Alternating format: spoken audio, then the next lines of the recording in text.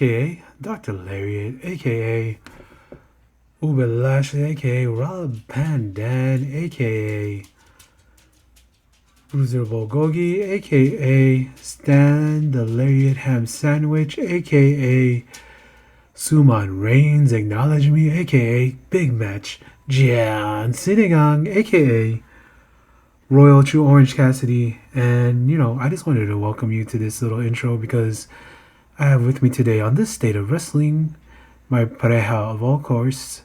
I have with me American Numbers. And joining us today on this episode is BJ Bethel. This came out as a part of a sort of, we were just like kind of, bouncing around ideas and news just happened to break. And I thought we handled this pretty bravely, pretty smartly, and we discuss it in ways that people out there aren't really talking about it because we focus on the bigger picture.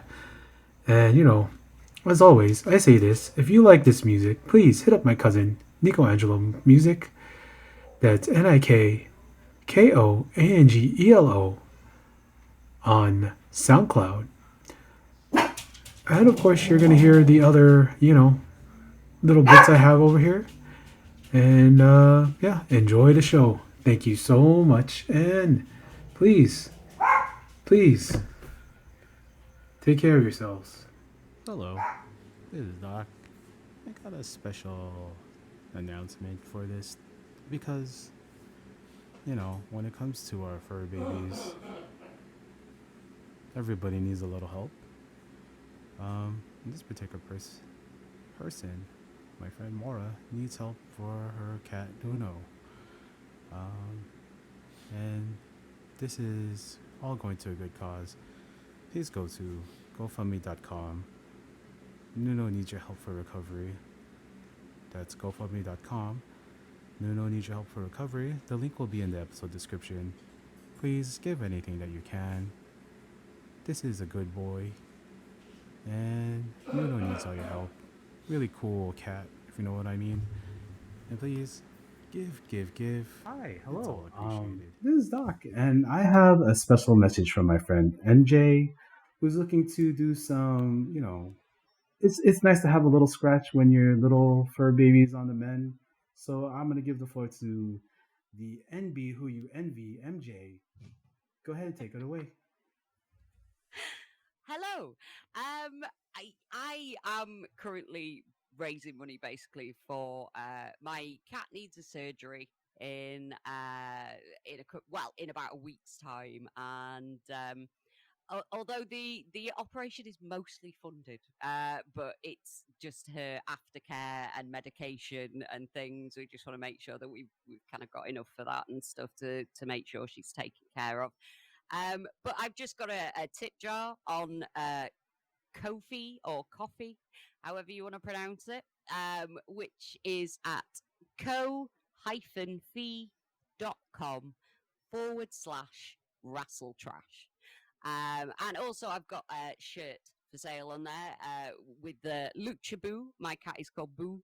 And it's got a little luchador wearing a luchador mask wearing cat on there, and it's very cute, and you should buy one. But yeah, any help is very much appreciated. But if not, that's also fine. Thank you very much.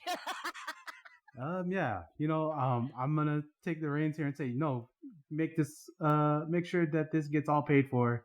Please donate as much as you can, as much as you want, but please donate. Do what you can. Thank you so much.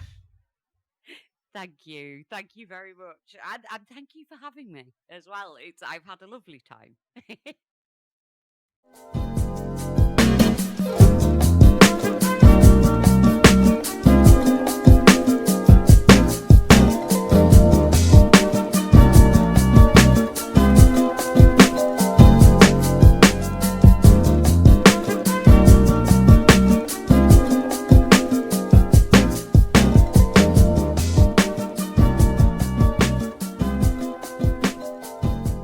Hey, and we're back with a little bit of bonus extra audio for you guys here. Me and Arturo are joined by the lovely, magnificent, smart, beautiful man known as BJ Bethel from SE Scoops. How are you doing, sir? I'm doing great, and thanks for that rather indulgent introduction. I appreciate it. Oh yeah, I'm known for I that. give everyone the Spanish intro. So let me get one coming.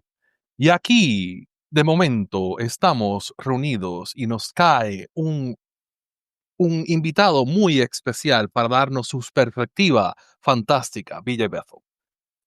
I understand a little bit of Spanish, but that was great. Yeah, I call it dropping my Hugo voice, right? My Hugo Savinovich voice. There you go. There you go. There we go. So, there we go. Well, it's nice talking to you, Arturo, and thanks for having me back again, Larry. I really appreciate it. Yeah, bro. I'm always open to having people here, especially like people I respect, people who are like notable, um, notable writers and news people who are respected by their peers. That's what I like to have on here. I do not platform assholes. And so There's enough of that going on in the world. oh yeah, definitely. So like a little bit of news dropped over like a little bit of news dropped over like the weekend. One of the big things was WWE was actually rumored to have started using an AI writer to help complete their storylines, and I find that pretty fascinating considering how bland and boring and mechanical and methodical this WWE has been over the last year, and I could totally see it. Yeah, So yeah, I guess Andy at WrestleJoy, Andy Nemedy had this, and also Dave Meltzer had in the Wrestling Observer newsletter, and they had an excerpt that was on the website. And the funny thing was they hired somebody as a former BuzzFeed producer writer who wrote a lot of cooking food articles about 7-8 years ago. They've done some other work since. Now they're coming back and are actually kind of really taking this in a serious direction. And I don't think it's a better direction. I'm going to be very interested to talk to other people in creative industries, especially when it comes to like content producing or screenwriting or just anything. It seems to be a massive step that other places in the industry hasn't taken, a very alarming step and a very problematic step. They already tried, I guess, some kind of beta testing with this with some kind of writing AI creative tool, and it suggested having Bobby Lashley, who was no longer on the roster, do a gimmick where he became obsessed with Japanese culture, but didn't really get the description on the Wrestling Observer website didn't go any much further than that. But I guess it's something they're really thinking of implementing into their company in the way it works. And that's kind of the WWE, kind of the TKO mindset. They want to be first and ahead of everybody else when it comes to digital and comes to new tech, especially social media and things like that. I don't like this one bit. This isn't like, trying to boost your YouTube following or, getting on board a new social network. This is much more dangerous territory in my mind. yeah. And I don't think that a lot of people will say that WWE's booking feels like it's been booked by AI over the last. Yeah, definitely. I just keep thinking of the Awesome-O episode of South Park. Remember where Cartman was dressed up as a robot and he was trying to prank Butters, and then he ended up getting kidnapped by a movie studio and kept just speaking out the worst crappy Adam Sandler movie ideas, and that just that was the first thing that came to mind. But this summer, Adam Sandler is a toaster. Oh man, because I was thinking about things because AI is on the rise. We're thinking about children who use it for their book reports. I know like I have friends who are teachers who like have to like say we know when you use these prompts to generate this, and it's really difficult because the writing is getting more advanced, technology is advancing like at a rapid pace, and for creatives like to use that as sort of like a crutch to get you over that hump of like you can't finish a story, so you're just going to generate a finish. It just seems like so stupid. And like we also have that attempt at the AI actress, Tilly Norwood or something. yeah, And they actually, some agency was trying to sign an AI actress a couple weeks ago. that and it was like all over like on Variety, Deadline, and they were trying to make it a thing because when these things start popping up in like Deadline or a Hollywood Reporter or Variety, you start to see like, oh man, this this is a direction that they want to go in, and they're trying to feel out like and trying to normalize it, which to me that's increasingly pretty scary because it's one thing to have a VTuber who's like a voice, just like a voice modulated 3D animated thing as someone like just talks about whatever their video game playing or whatever. It's another thing to generate a completely fake person who is going to recite these lines and be placed digitally in movies, and that's alarming. That's not even like Roger Rabbit or like Last Action Hero style like animated person in there. That's just straight up we're gonna live in the Skynet times, and that's a little freaky. I mean, I think one thing that's interesting about this, or like it just kind of furthers my understanding. Like, so one of my titles is like chief AI officer for like my startup, and what that means is I have to understand what AI is and what AI isn't, and what it really is. It's kind of like I call it's the world's dumbest assistant. Essentially what it does is you can't really create something from scratch. What you can say is like, hey, I need like read this and like simplify it, or take this and I need you to look at this code real quick and see if I have a problem with it, right?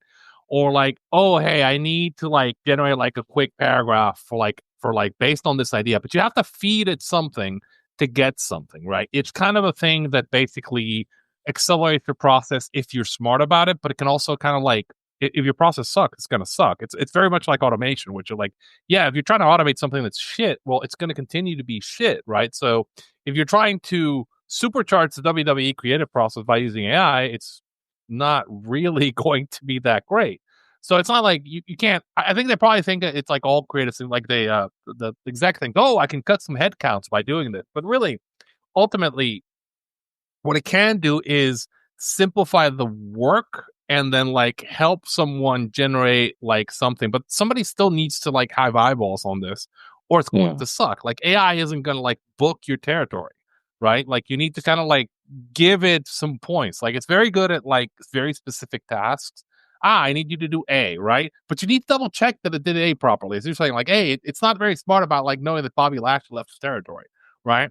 Yeah. So you have to like you have to manage the process, right? So like anything, it's a tool. It's like it's not that different from anything that we've been doing. It's an LMM. It's like a large model. It just takes something and it can do like a quick search and generate some text, but it's not a creative force, right? Yeah. There's a fascinating video, like there's a fascinating conversation I was having with someone, like which is on this, which is okay. So one of the things they're noticing is like when you put these AI generated videos, right? So you can tell what they've been trained on because they've been trained by looking at the stupidest videos on YouTube, right? The most popular videos on YouTube, which are like stupid, but essentially they're trained to produce crap, right? Because this is all they've seen is they're going to produce crap. So there is, it standardizes you, it raises your floor, but it standardizes you to like a very dumb floor. And I notice this when I'm like working on, if I'm writing code for something and I need a quick function. I like, look, I know what I need to do. I describe it like a homework problem. I give it to AI. I say like, chat, give me something. And it does give you something that generally works, but I can tell it doing very dumb things because like when I benchmark whatever comes out against like good code, right, it's much more inefficient because like it's not like what it's doing is it's essentially learning the dumbest way to do something, right? Yeah. And like essentially you like if you're stepping into this world, what you have to understand is AI, like you have to understand how to train it, right? To do something positive. And like you have to train it to do oversight because if you just let it loose, you're just gonna get like the dumbest possible product, right? Maybe that's what they want. But like essentially like that's kind of whereas I think people don't really understand this, right? Because you're absolutely correct with that because I've talked to people that have been in development. I know people that are, have been part of this and they feel this has been so oversold overall by tech companies and industry and by government. And basically I've been given I don't ever follow any of my advice on tech stocks or anything, but they stay as far away from this as possible because it's not going to, basically what you're hearing is these pitches from executives who hear this thing and they see it as a new product they could pitch. And what it is actually, like you described very intelligently and aptly, it's like taking the worst Facebook feed algorithm ever, throwing a million more tons of garbage in it, and then using it to like try to make like prompts to get you started somewhere. Well, Yeah. I mean, here's one problem, right? So like I can tell this has already happened with ChatGPT, right? So ChatGPT, what is the goal of ChatGPT? What does ChatGPT see as its own goal? So ChatGPT is trying to engage you and kill all the free prompts you have in a day, so it can get you to pay for the plus services. So it's not really trying to solve your problem; it's Yeah. trying to keep you in the conversation. So if you're going into chat and you want to solve, hey, I want to write this specific code or solve it, chat, like, instead of like giving you a straight answer, will take like 4 or 5 or 6 times to do it, right? It'll meander around the point and it'll give you like code that isn't optimal unless you very specifically ask for it, right? So I can already tell from seeing different the evolution. Again, this is kind of my job description. I can tell that it's dumbing it down, and it's also learning from the dumbest people too. And I'm like, no, Gracie. Like I saw this great video from like I forget which bank it was. It was talking about like how they were using AI inside their one of the investment banks. One of the CEOs of one of the investment banks was talking about that. He's like, he said, look, the AI we have it inside our own ecosystem, and we don't let it talk to dumb people. It only talks to our engineers, and anything it does has to be supervised, because they understand that if you just set chat loose on the world and it's talking to everybody with access to like can I have baby, like that old Google prompt, can I, like, the dumbest possible prompts, is gonna like dumb it down and reduce it. And then again, what AI, like something like chat, is doing, their optimal situation is not your optimal situation. They want engagement. Yeah. They don't want to solve your problem. Yeah. So No, whereas, yes. so if the way to actually use it, right? Like if I'm setting it up, I'm like, where I'm planning at some point when I have a break, I'm in the middle of NBA season. So NBA season starts, I'm like going crazy as a data scientist. My plan is I'm going to sit there and I'm going to find like, I'm going to wait until I get a nice little YouTube tutorial from a nice Indian man who explains how like build a Raspberry Pi, or like a little like DIY version that I put on my PC that doesn't talk to anybody, right? Unless I control it, I tell exactly what to do, because it's essentially like, it's a really powerful search engine that can like execute tasks, but it's being trained by the dumbest people, right? Yeah. Is the way to kind of view it. And I want to like pull And it in, I think another thing that he's mentioned is that it's also using the best material that it has is literally being stolen from authors and newspapers and publishers. Hey, like- Chat GPT's, everybody, Yeah. I'm basically a court reporter right now. And I mean, people know that, but Chat GPT got sued, and some other search engines were sued by the New York Times, Stephen King, and others. And all they would do is throw in the first lead sentence of of an article, say it's something even behind a subscription wall, or something it's a chapter from a book or something like that. Yeah. And Chat GPT would literally just spit out the article that it was stealing the information from. That's another thing with that, is like I could see like a relative of Bill Watts getting mad because it's taking part of a storyline that he came up with, or I mean, it's such a bad idea. Oh man, okay, so it's as a concept, having something that can process a large amount of data and solve it, which is like basically this is machine learning. It's fine. Yeah. But the way it's being done in such a way that's like the dumbest way possible. And again, you raised one of the big specters, is at some point the copyright lawyers are going to get like mad and jump in and just like, they already are. I mean, right now, the only thing saving it is that for the last 25 years, the tech lawyers have pretty much, managed to hold off the DOJ and others when it comes to privacy and all these other problems. But I mean, you're talking big business and money now. You're talking stolen intellectual property. And now at some point, they're going to get held up, and they're going to get told, look, you got to pay these people what you're taking from them. And you got to also pay injury for that.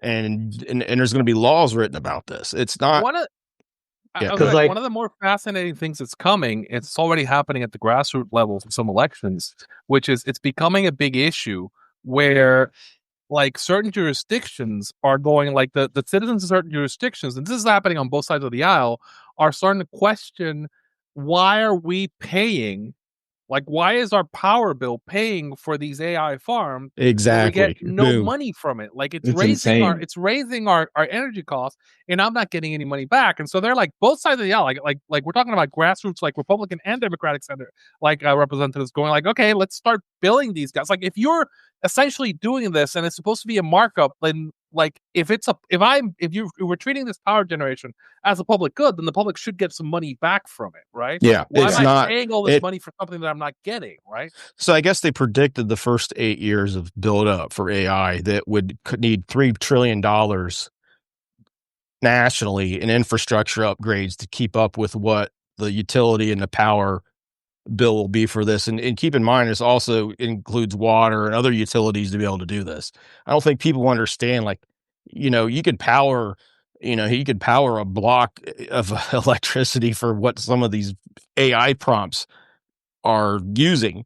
And right now they have them around $900 billion in deficit of what they need to be, what they actually should have been build out or planning for as far as infrastructure upgrades to run AI.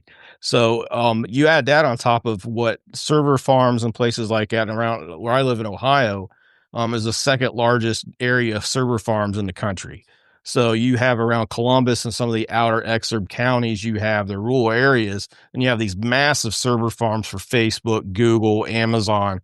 Obviously Amazon's must have had some problems today, but they are literally they're causing an exponential increase in utility costs for people that are local there, and they're also causing them to lose like a bunch of the water function they have and things like that when it comes to their plumbing, and it's such a massive drain. And it's like you said, it's definitely got its uses, but the way this is being portrayed as this new economic sector, I think, is just it's the snake oil sale of the era, I think. I mean, Yeah. it's the same thing as Bitcoin, whereas like it's not real. Like Bitcoin was very much about like the banks not wanting to pay for infrastructure and making you pay for it.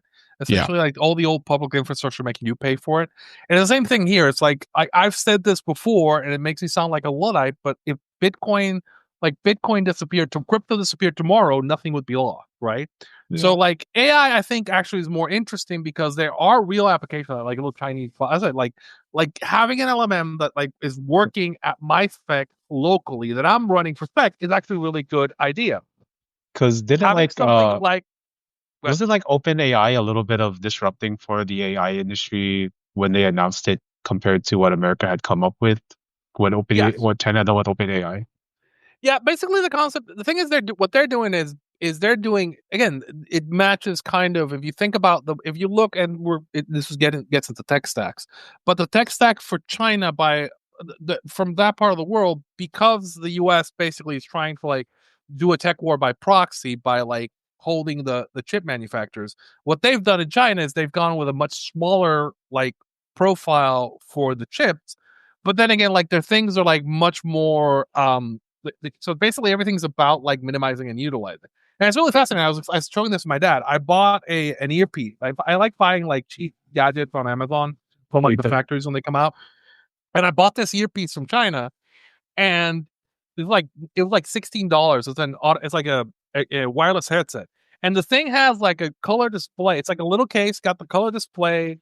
It's like automatic like noise reduction. It's like automatic flight feature. It's something like 5 years from the future, like $16. I'm like, why? Because they're doing all these small chips and things that are basically driving costs down. And it's similar to like if you start thinking about it, like it's the same thing with like the electric cars or doing these electric cars, and they're much more advanced, but you can't get them over here because like their trade barriers up. Like so essentially it's like a difference in the way things are done. And effectively, my take is that like the way we're doing it is going to crash into a wall because people are going to go like, why am I paying for this? Right? Because we're using so many natural resources to produce and not like get any like real return on it. And that cost is going to be put on us of the consumers. And in terms of like, because you said you had all these server farms in Ohio, right? Yeah. In rural areas. Who knows what environmental impacts that will have? I'm not talking about the radio waves that UFC and WWE try to sell you those little cards to protect you from. I'm talking about like real, because like there is such a thing of like where if you have too much like the towers, right? The electric towers, they will cause like a disruption. They will transmit sort of radioactivity on them. And before I forget this, you guys remember that whole controversy about, let's say, the Assassin's Creed 2 years ago, right? With the Black Samurai, right? So I came up with a name for this Bobby Lashley character, Bobby Yasuke. You know, Yeah, and I get it. yeah, and it's kind of funny because we're thinking about things like that's probably what was one of the problems. Like, what is I one of the actually thought it very would be kind of entertaining to see Bobby Lashley like following Shinsuke Nakamura around, trying to like hey, learn Japanese culture from him, and really, hey man, learn about Rikidozan and Kimura, and the judo, and hey, Miyagi Do Bob. karate, and No, I mean, Bobby I will Lashley did argue. work with Antonio Inoki and Inoki Genome Federation, and then we also like, that's true. I'm also thinking about like stuff like Black Samurai, Black Dynamite, even the Yeah, Boondocks, like sort of like yeah, the this is stuff that's '70s. gone into Yeah, the like this whole '70s thing. blacks. Yeah, there's a huge crossover between martial arts films Wu-Tang and I kung think Clan. fu with blaxploitation. I think a black samurai character is a good idea in wrestling at some point. I would not trust that idea in WWE with a 10-foot pole. Hey, Yeah, there's They would do the probably the worst possible version of it. I was gonna say, like, we can't pretend like they're not using AI, because I swear to God they've been using AI with their opening themes for like 5 years already. So it's like, yeah, I still exactly. don't think that those guys that they use for the themes are real people. It just sounds like I forgot the name of whoever makes their crappy themes now, but none of their themes are CFOs? descriptive enough. Oh, yeah. Yeah, not CFOs, the guys after them, because everything else sounds like generated music. Def Rebel. Yeah, Def Rebel. It's all like generated music that you hear, like you put in prompts like I want this wrestling music to be blah blah Yeah, blah. essentially they don't want to pay the old royalties, so they're probably like have somebody who does yeah. a prompt that sounds like this. And it's like somebody described Def Rebel. There was a picture of the three guys for Def Rebel. It's like, yeah, like these are three guys who've never hung out, right? These guys look like three guys who've never hung out like together a day in their lives. So like, okay, great, yeah. Yeah. As a musician, I played guitar for around 20 years. I've been in bands. I really, it's my kind of my love of my life. Next to my family is That's is dope, music, man. but it just makes me want to vomit hearing this stuff. Like some of it, like there's you can tell too. Yeah. Is people can say this at the videos. No, I don't care how good the video is. I don't care how much they polish it. And this is something that's came up in guitar playing like 20, 30 years ago, is because you had the old like 60s amps, that guitar amps, but in pedals that guys like Hendrix and Clapton and the Beatles and guys in the Rolling Stones and the stuff that they used. And there's, and that stuff's expensive to build now, because a lot of that analog Yeah. technology isn't as abundant, or it's not as good quality. And so you end up with what they'd called modelers or digital amps, which sounded like they're supposed to sound the same. And a lot of people swear they sound exactly the same. The truth is that they'll never get closer than 70 to 80% of it.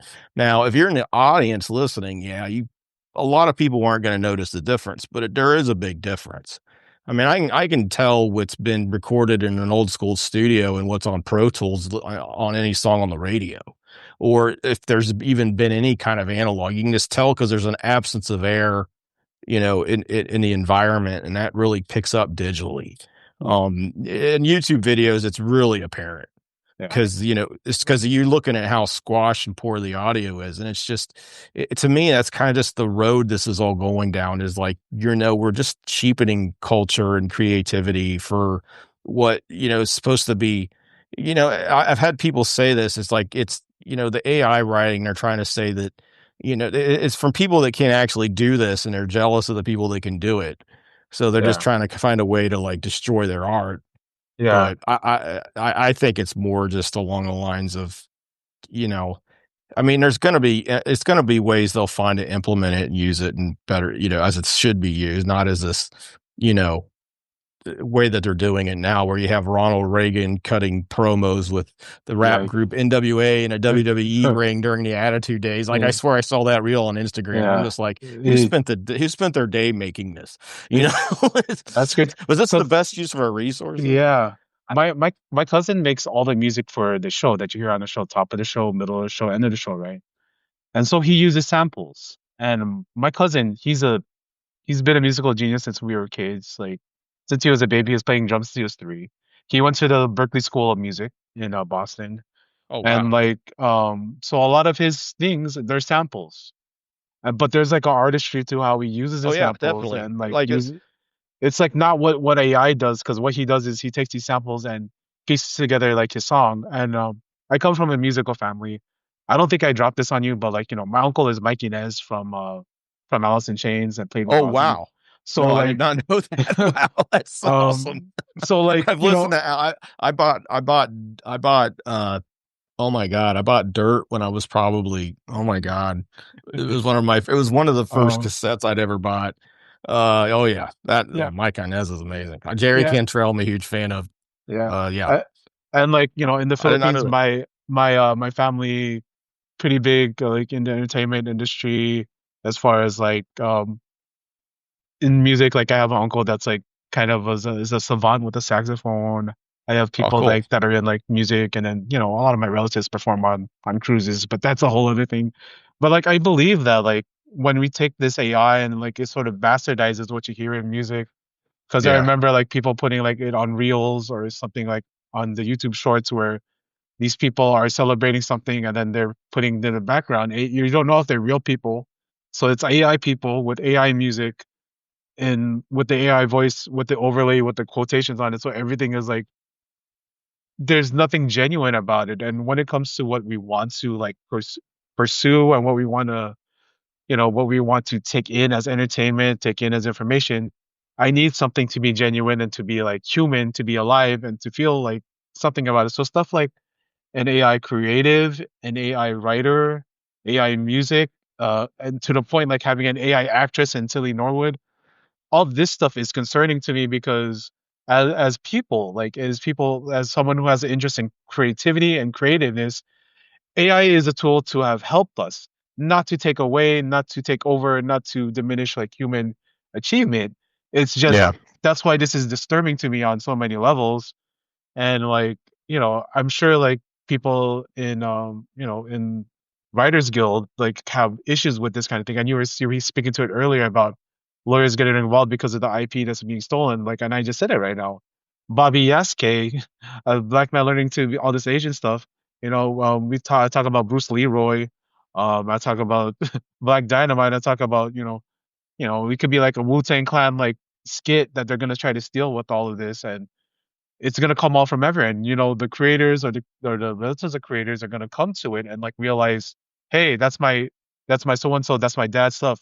Why are you taking my dad's stuff? Like when it came to what was it? That was I think one of the that was in music. It happened like a couple years back. Someone took like a little bit of a sample and they weren't paying for it. I think it was like I don't want to name people because I don't want to be allegedly, but this happens when people don't Yeah. give credit. It like becomes a whole big thing in the music industry, and it could lead to people's downfalls. Like I think originally that's what led to Vanilla Ice having that steep decline after like he didn't give credit to Under Pressure.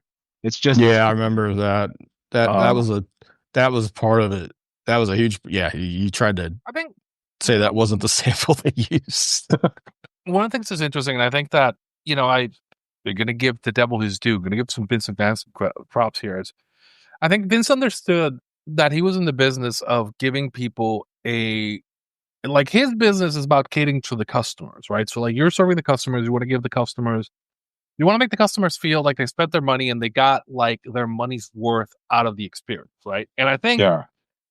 WWE is in a dangerous place because for a while now they've switched the focus of the company from the consumer more to like the profit taking. To the shareholders, yeah. Yeah. The shareholder value. Which is more in line with WWE was kind of doing that for a while. TKO's really taken them off the cliff, and that gets in the, that's Well, kind of how most public companies work. It's shareholder maximization. And yeah, it's go ahead. Sorry.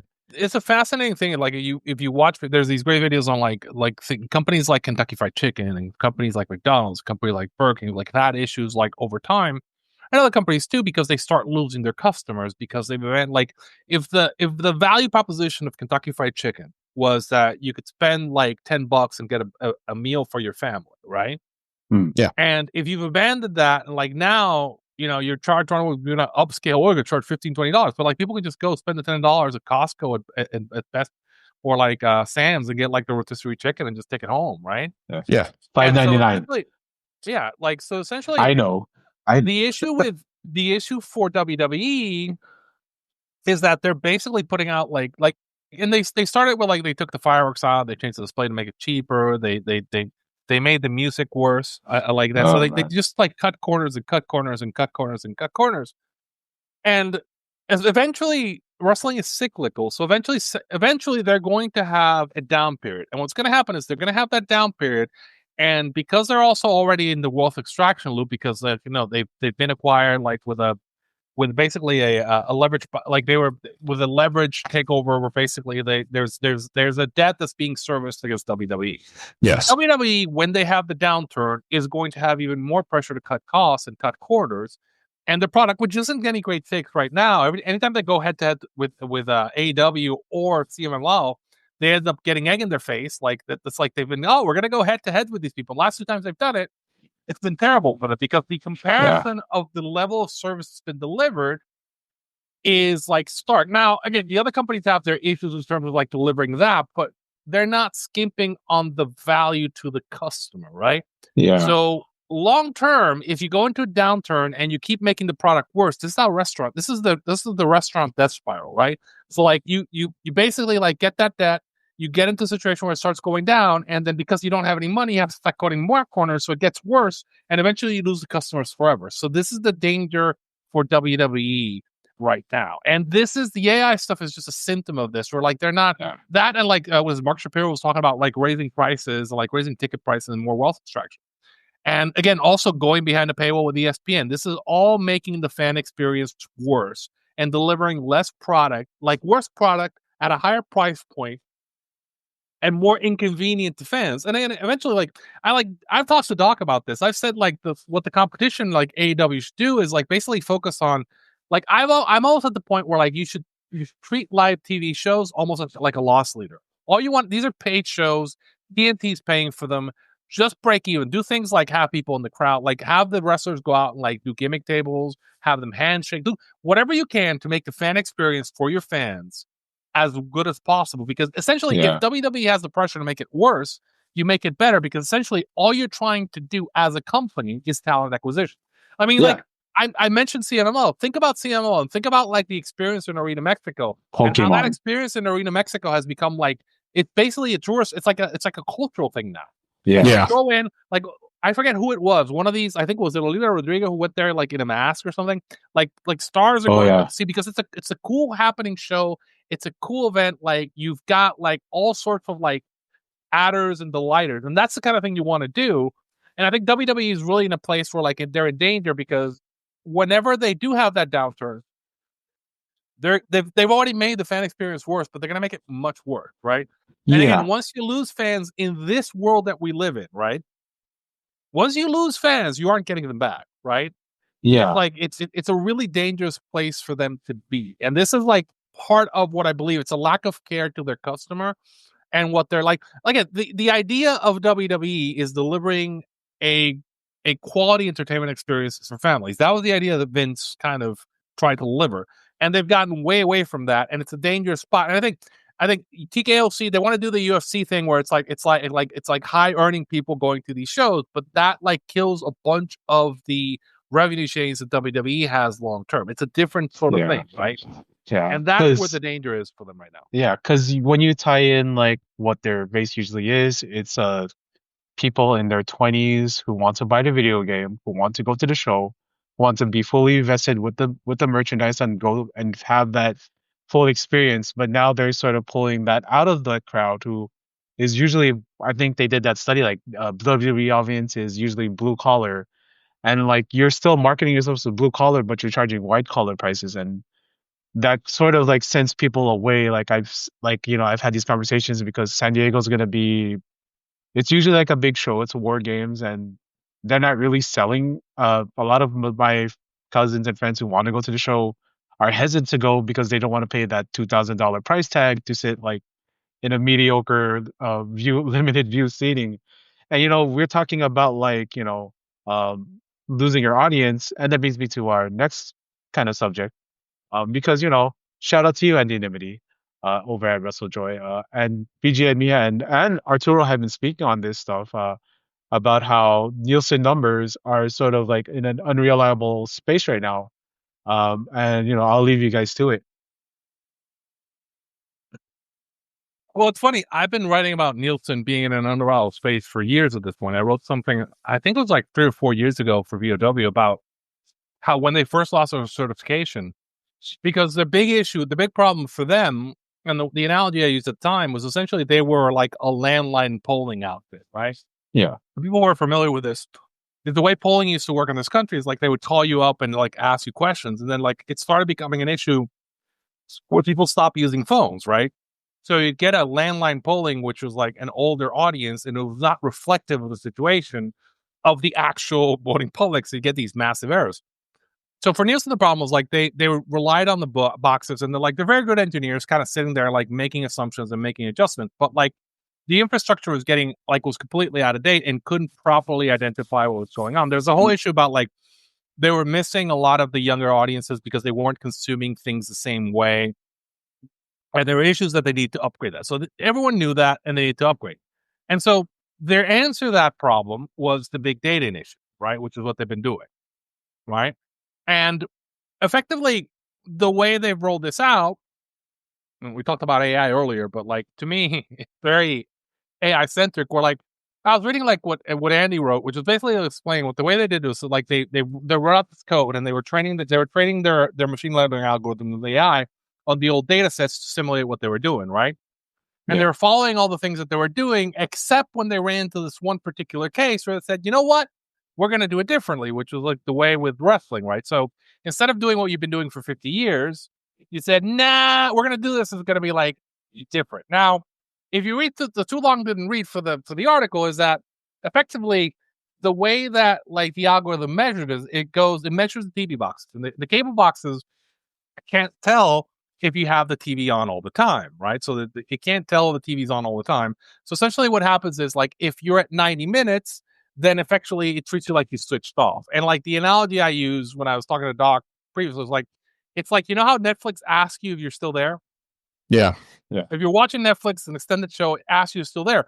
Netflix, the Netflix is trying to make sure that you don't get switched off because you have to interact with the remote control, which tells the algorithm that you're still there, so you're not counted as a ghost view, but continues to count you as a viewer.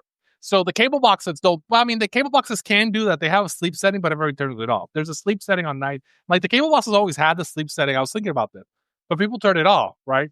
Where it can like sleep after 90 minutes, it turns off the TV. It's actually like sleep. But what's happening is shows that go on longer or blocks that go on longer than 90 minutes get penalized because the algorithm thinks that like it's just if you're sitting there watching something for 90 minutes, you don't interact with the TV, you don't change the channel, you don't change the volume, then the algorithm is going to start kicking people. It's going to start treating you like basically a ghost and start like turning you off. And it's kind of funny if you look at the data for it's like think about Dynamite. Dynamite was going on after a highly successful 2-hour block in Big Bang Theory, right? So if you look at the historical curves that WrestleNomics had up, like they're not affiliated with Nielsen. I'm gonna do Brandon a favor and say he's not affiliated with Nielsen. He's saying that too. So essentially, like if you look at their curve, if you think about what would it look like if somebody had their TV on, was watching Big Bang and hit Dynamite, right?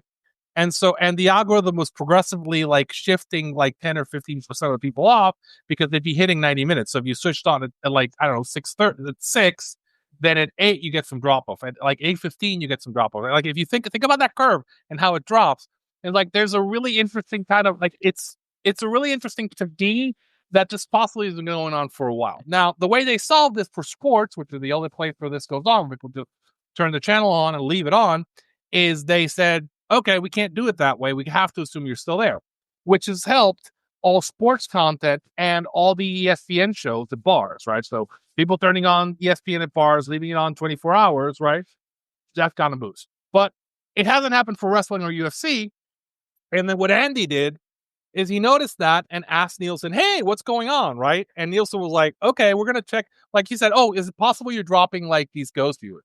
And Nielsen said, give us 2 days, we'll check. And I'm assuming what happened is they called this thing called Hadoop, which is like a large query. They probably did a large query set. They sent it in and double checked the data against sports and went like, oh, fuck, this is wrong. And then they came back to Andy and said like, oh, it's going to take us 2 weeks to get your full answer, which I'm assuming is them fixing it. So all these stories that were written about like how wrestling all of a sudden has 30% less viewers that it has had for the last 50 years, probably wrong. It's just like Nielsen basically did the math. Like this is the problem with AI. They probably used AI to code this up. They got a result that didn't match the last 50 years. And instead of going like, hey, let's double check this, they said, oh, no, we're right. They're wrong. And honestly, that's again the problem. One of the other problems with that. But yeah, this is kind of like, to me, like this is the big data story in kind of a nutshell. My expectation, my money right now, given that happened, and then that like they were starting to get threatened with losing their certification, which suggests to me that people who own the IP for wrestling and UFC got mad and basically like sent some feelers out because hey, Ari Emanuel's a pretty influential guy. Suggests to me that like we're probably going to end up with wrestling and UFC in the same category as sports, and they'll probably get a boost, not a drop. But this is me speculating based on the information, and I've said my piece. The thing I think is going to be interesting about this is if you go to Nielsen's website, it gives the pie chart of where it says viewers are watching TV right now. And about 49% of viewers are watching streaming apps of some sort. And it was funny because it mentioned like, it gave a breakdown of what streamers it thought was the most popular: Netflix, then Prime. And then you get down to, I think Paramount Plus was really high. Peacock wasn't even on the list. HBO Max was on it.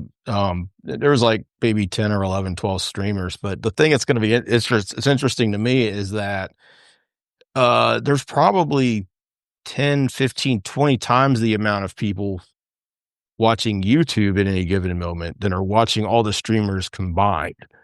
Yeah. So is that going to get played into any of this? Because that's also a product it's also ad driven. It's also, a video element to it like TV and everything else. I mean, YouTube itself is a streaming service. Basically I'm not talking about YouTube TV. I'm talking about YouTube. And it's, to me, it's going to be interesting to see how they, work around this and things like that. Obviously football, they're going to jump in quick to fix that. I think with wrestling and MMA, the demos are so bad for it. And the advertising pays so low. AEW does a little bit better than WWE, but at the end it's all low. And I think that probably played a part in the way they figured this out. Now, I mean, the way, it's the thing when you're talking about AI being a part of this and other things like, what kind of cracks me up is like, these are the best people in the world at what they do. And yet this is the result of what we've got, it's like, Warner Brothers made a deal with Nielsen. That's when they use numbers in any of their advertising or any of their press releases, it's going to be Nielsen numbers. And for some reason, people thought this meant they had direct contact or direct access to HBO Max's streaming numbers. That is not the case. These are going to be the numbers that they'll be using on their press releases, and it'll be the Nielsen numbers that they're picking up starting in January next year that they're getting through streaming boxes and the other ways they collect these things. I mean, I think they still do the surveys too.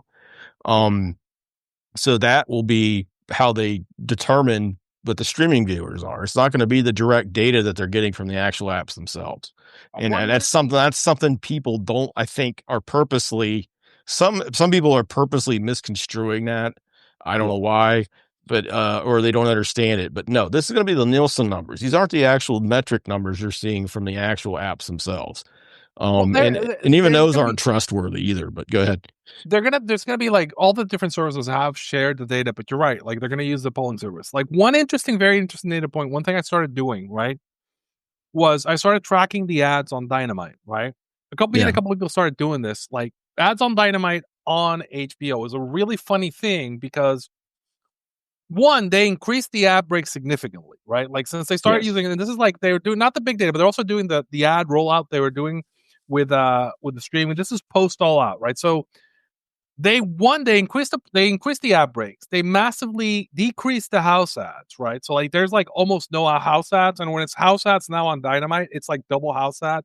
So it'll be like the new what is it, the Night of the Seven Kingdoms on HBO, right? I was joking that they're gonna have like a Night of the Seven Kingdoms battle royale on like Dynamite at some point because like HBO really love they really love putting stuff on Dynamite, but like they've cut that out. They've also there's a bunch of really premium ads. When I say premium ads, I'm talking like beer, liquor, cars, like Fortune 500 bands, like a real uptick in like the kind of ads that are going into Dynamite. Like it's been hilarious how they've been kind of kicking up the chain, which tells me that the data they're getting from Dynamite, which is really only the only real live, like regular live show of any significance on HBO, is getting really good traction because they're selling the ad package and they're selling like I'm seeing NFL Thursday. The reason I started doing it is I saw an NFL Thursday ad on Dynamite. Like so they were doing multiple NFL commercials. Really? Yes. Wow. And NFL Amazon, like that's been consistent. They've been doing a lot of progressive. They've been doing a lot of Sam Adams.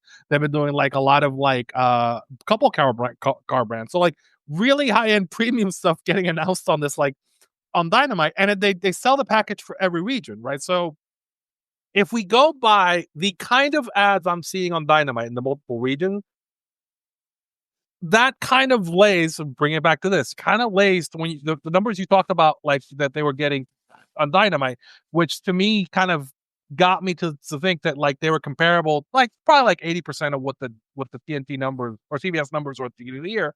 But my take on this is with the fact that like the TBS numbers have been going down throughout the year because we have that data, and the HBO numbers have been going up throughout the year. The fact that like in Dave's reported this, like the actual demo numbers are much lower on TBS. Like I think TBS is like a third coverage in the demo.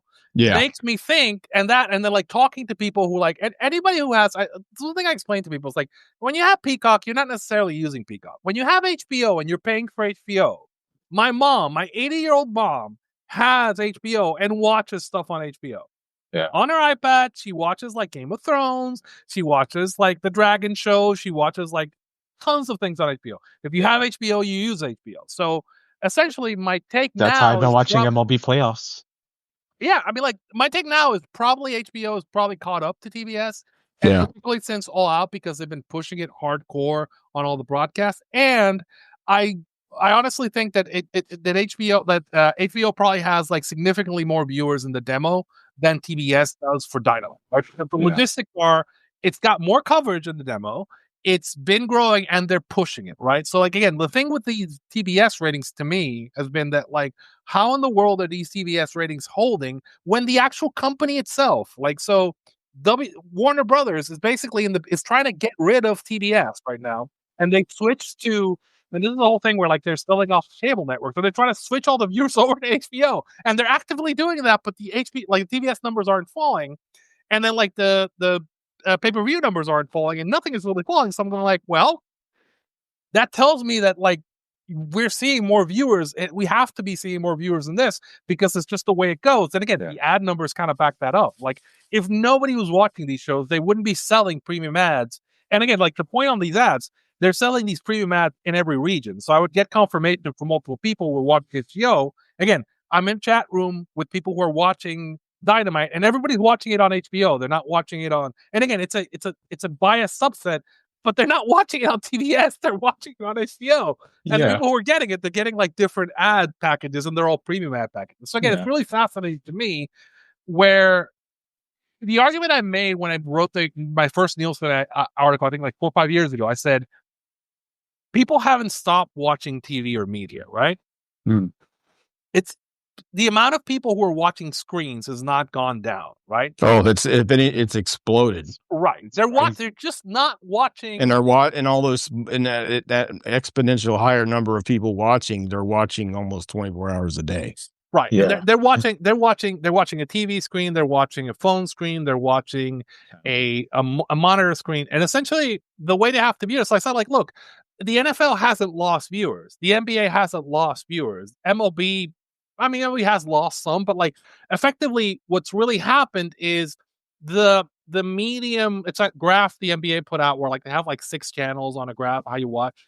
Like the amount of people who are paying for the ability to show these games and watch it has changed. So I think the same situation is happening here. People are still watching wrestling, right? Yeah. They're just not watching it on, oh, they were watching it on TV, but like now you've given them the ability to watch it on different places. And again, to me, it's been fascinating how this migration has played out, because I do think where I think WWE made a mistake, or maybe not, it's not a mistake, but I do think they made a strategic mistake because, again, I mentioned again, they went behind the paywall. And this long term is going to kind of affect kind of the ability for them to like kind of like continue to be the products. And I think Doc and I have talked about this. I raised the example of Bugs Bunny, right? Bugs Bunny. And Bugs Bunny used to be everywhere, right? Bugs Bunny, when you were a kid, you get up at 7 in the morning and watch Bugs Bunny cartoons in one of the channels on TV, right? On with And the show. This is this it. is it. Yes, yes. And now you can. Now that show that isn't available. So that over time is going to make that IP less valuable because it's not available for people to view. And you have to, this is like what supermarkets call like shelf space. Like you walk in the store, the thing you see. And by going behind the paywall long term, you're going to reduce the value of the brand because people can't see it. Which is why I kind of like I get back to the point. You have to be on broadcast, and you have a job. If you want to continue to keep your brand valuable, you have to like make it so that people enjoy the experience and have access to it. Yeah. I want to tell you this, BJ. We've been covering stories like this for like the past. We've been covering this story for the last 6 months, especially the tracking of ads. I feel like a lot of people sort of miss this sort of thing. I'm not gonna shade those other shows who don't talk about this kind of stuff at to this level, because I know a lot of them don't talk at to this level because they don't have, whether it be the experience that Arturo has, or like me when I do read all these trade magazines, because it's kind of what you have to do to really get kept up with what these ratings really mean. And I know, like, for the past, like, I think month or 2 weeks, we've been having like people who are known in this pro wrestling industry talk about these ratings like the sky is falling. But like we don't know what's happening with the sky right now. These initial numbers, to what you were Yeah. saying earlier at the beginning, is I people are presenting think this that like in a way weird, sort of distorted view of what these numbers actually are. And that's not fair to the numbers. That's not science. That's just malarkey to me. yeah. I think there is some loss when they move when as the audiences are leaving TV. I don't think that's all getting, it's not like zero sum where moving over to Dynamite, or it's moving over to see when the Dynamite's moving over to HBO Max. There's viewers. I think there's loss there. I think there's significant loss. It's just how bad is that loss? And this is just the new normal. And um yeah, you guys are obviously you guys are very eloquent discussing this. I can tell you talk a lot about it. Um, you guys have deep knowledge of it, and I think what clouds a lot of this, and I think what you were going to say, is that a lot of people just are not up to speed on just how media is working right now. Yeah. Um, there's so many podcasts that just have no idea. They're talking about Dynamite ratings, and well, TNA did better on that and speak on Spike TV in 2006. And it's like, yeah, but they weren't competing against every piece of video content ever made available in a handheld device that's now owned by 85% of the public. You know what I'm saying? Yeah. It's like this, it's a completely different world now as far as media and how people intake it. And to me, I just, there's going to be a lot of hard lessons learned through this. I don't think so much so on the company side. I think AEW, I think WWE, UFC, TKO, I think they know what they're doing. I just think on the media side of it, even when it comes to like some of the mainstream coverage, I think it's gonna be and even the trade pubs. I think they're gonna lack a little bit unless they're getting smartened up. Yeah. and they got to be getting smart up from the right resources. And that's one reason I don't really, I read a lot of the trade pubs and stuff like that, but a lot of them are trade publications for a reason. They're not doing hard journalism. Yeah. But a lot of these people were very close with their sources to the fact that they're almost stenographers for them. So, to me, you can't always buy it with a grain of salt. I think that's one reason why AI is so overhyped and overblown, is because of things you've seen in the trade publications where, they're still getting money that, that the big newspapers no longer get. But as far as Nielsen, I think that, I think it's going to be an adjustment period for them. I think they're trying to stay relevant. I think they needed to do something, but it's, I think that the big thing right now it comes down to is this: I don't think WWE is doing, like Arturo said and you talked about. They're really in wealth extraction mode, like you said. And I don't think they quite understand how lucky they were post-COVID that year after, where they had the bloodline catch fire with Sami Zayn, and they got Cody Rhodes at the right time. And it kind of seemed like they hit the right period in culture right after COVID, when everything, instead of being 90% back, we were 100% back, and they've gone on this huge run. I don't think they quite understand that when that downhill comes, they're not really prepared for it. There's talk of maybe preparing Braun Breaker for to be the next guy to lead the company or whatever. But it's like, but then they bring back Brock Lesnar, who apparently that was very troubling for a large part of the WWE locker room, according to the Wrestling Observer, which I could have told you that, for obvious reasons. They're not, they're pricing their customers out of, and this is happening across businesses across the board. And this is why they're doing a lot of the same mistakes I see in corporate America and other businesses. I've seen it in the media. I've seen it in car industries. I've seen it in warehousing. I've seen it in other places where they're just squeezing and squeezing and squeezing. And it's like, I had a talk with a friend today, who's a friend, who works in the TV industry. And he's like, where do you think they're going to go next, TKO, for, they've already got their TV deals. Where do they go next for, trying to find money? And I'm just like, man, it's just like, it's just bizarre to me, like, to hear this concept. They just got a $7.7 billion UTKO with the UFC and Paramount. They got, a $325 million a year, over $250 million a year for what, 14, 15 pay-per-views on ESPN's DTC Crazy. app. Yeah, Crazy it's work. crazy. Yeah, and it blows my mind, because it's just like, okay, but where are you delivering now? It's like you're doing this based off of the work and promises of like a Cody Rock match at some point, or of storylines that were set up and are kind of burning out, and they're increasingly. Things aren't working for them. Cena's heel turn was a disaster. They're relying a lot on Saudi money. Yeah. I think that's where they're really turning their heads to. But Netflix, it hasn't paid off. Their global ratings are terrible, even in the the stuffed numbers that Netflix is putting out for them, which aren't accurate. They're not very good globally. It's sooner or later, this is something, even for the automakers, it comes back to the customers. It's like, you got $60,000-$70,000 pickup trucks. It used to be you bought a pickup truck because it was cheap, and it was a work truck. Yeah. And now you're asking people to, for pro wrestling, which was accessible, which was cheap compared to like the NFL, compared to the NBA. It's like now the wrestling viewers are getting shoved out. Yeah. I think it's just it's going to be an interesting next year or so. The rule's always been, it's funny to me, because I think wrestling has also changed in a way that it used to be you went to war to get the casual fans.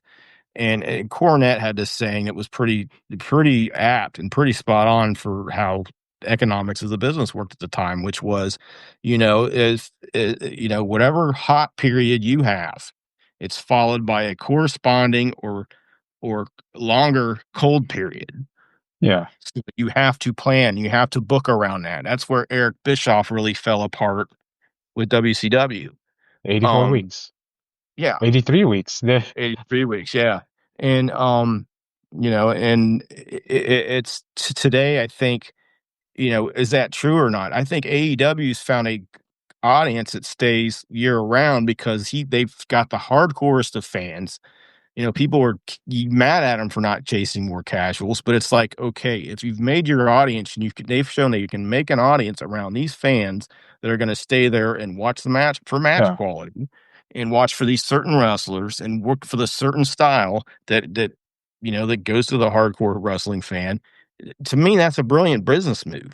Yeah. That's much better than trying to rely on capturing lightning in a bottle every 4 or 5 years and then surviving the Grand Canyon. Yeah, that's sort of insane because like when I look at because what I do is I do a lot of research on my own about like growing a show and starting a podcast, right? Because this is something that I watched over the weekend. A bunch of like people doing talks of how they grew their shows. So like trying to be as broad as possible, trying to bring as much of that audience who wants to come in like as a startup because AEW at this point it's not a startup anymore. It's 6 years in existence. But when you start and you have a niche and you keep pushing to that niche and you make sure that niche is taken care of and catered to, you build a loyal fan base. That fan base can grow, or that fan base that's loyal brings in their friends to watch more, and you grow that base based on being a reliable source, being a reliable show that delivers to fans what they expect out of their show. And this is why we see such loyalty from the AEW fan base. I know a lot of people get annoyed by the AEW fan base online because you say one thing and all of a sudden you're a pariah. But that's neither here nor there. But for them, for the AEW himself, they have built their own niche of hardcore wrestling fans who only watch AEW and nothing else. And within that 6 years, that's really impressive. A lot of them probably watched they probably started watching New Japan Yeah. and Ring of Honor, and Yeah, then I they think- grew in AEW fans, and Yeah. they probably will watch their AEW fan is probably way, way more open-minded to other promotions and stuff Yeah. because they'll it's drop more of into a other stuff. Yeah. Yeah, I think one thing that's been really interesting is I think where AEW has made its mistakes is trying. So they're not Disney. They shouldn't want to be Disney. Yeah. They're Yeah, they should. A24, right? Yeah. They should have always. You're a premium product. You're a premium brand. And I think where they fail, and I say like essentially you have to treat it like that and make it so that like it becomes kind of a premium experience. You're delivering premium matches on the shows. You're delivering premium talent. Like I think like you have to kind of like step up some of the other parts of the experience to keep it that low. And I think, and again, I think one of the things I highlighted elsewhere is like I think it's good that AEW stopped focusing on fighting with WWE. Let WWE fight with itself because there is no value at this point. Somebody like another podcaster was talking about like, oh, they have to be like Pepsi and the Cola Wars and Pepsi and Coca-Cola. And I was like, okay, did you know that Pepsi went bankrupt twice? Twice. And they offered to sell out, and they basically offered the Vince deal to Coca-Cola twice. It's like they went to Coca-Cola, like WCW went to Vince and was like, would you want to buy the brand? And Coca-Cola said no twice. And now they don't really focus on that, on like fighting with Coca-Cola. They focus on being their own thing. And they're a very successful company. Maybe 80% successful like Coca-Cola, but like it's incredibly successful. And the point I'm being is like, focus on your show, focusing on putting on your best show. And they've been doing that and it's been working. And again, treat yourself as a premium. You shouldn't want to be WWE because WWE has always been at its heart. People get mad at me, but like I'm a fan from a long time ago. It was always a Northeast kiddie wrestling promotion. Yeah. But again, here's the thing. This is what, but like Vince Jr. kind of wanted that. They wanted a promotion where people could take their families and it's like a blue collar, like, and they wanted these cartoon. The history of that approach is very interesting, by the way. I wrote an article about it, and for SE Scoops a while ago. I think it might have disappeared, but there is a time where New York was going to ban professional wrestling because of a riot that broke out during a WWE, maybe WWF or Capitol Wrestling show at Madison Square Garden. Oof. And basically that's why you saw them basically squash the high heat heels That's why that approach even exists, and that's kind of why they've stuck to it. That's just been the style they had. Vince Jr. was able to convert that over to a more cable, along with cable and that for that specific audience. But I always kind of called it too. I think this is kind of where you were going, Arturo. WWE's kind of pro wrestling for people that hate pro wrestling.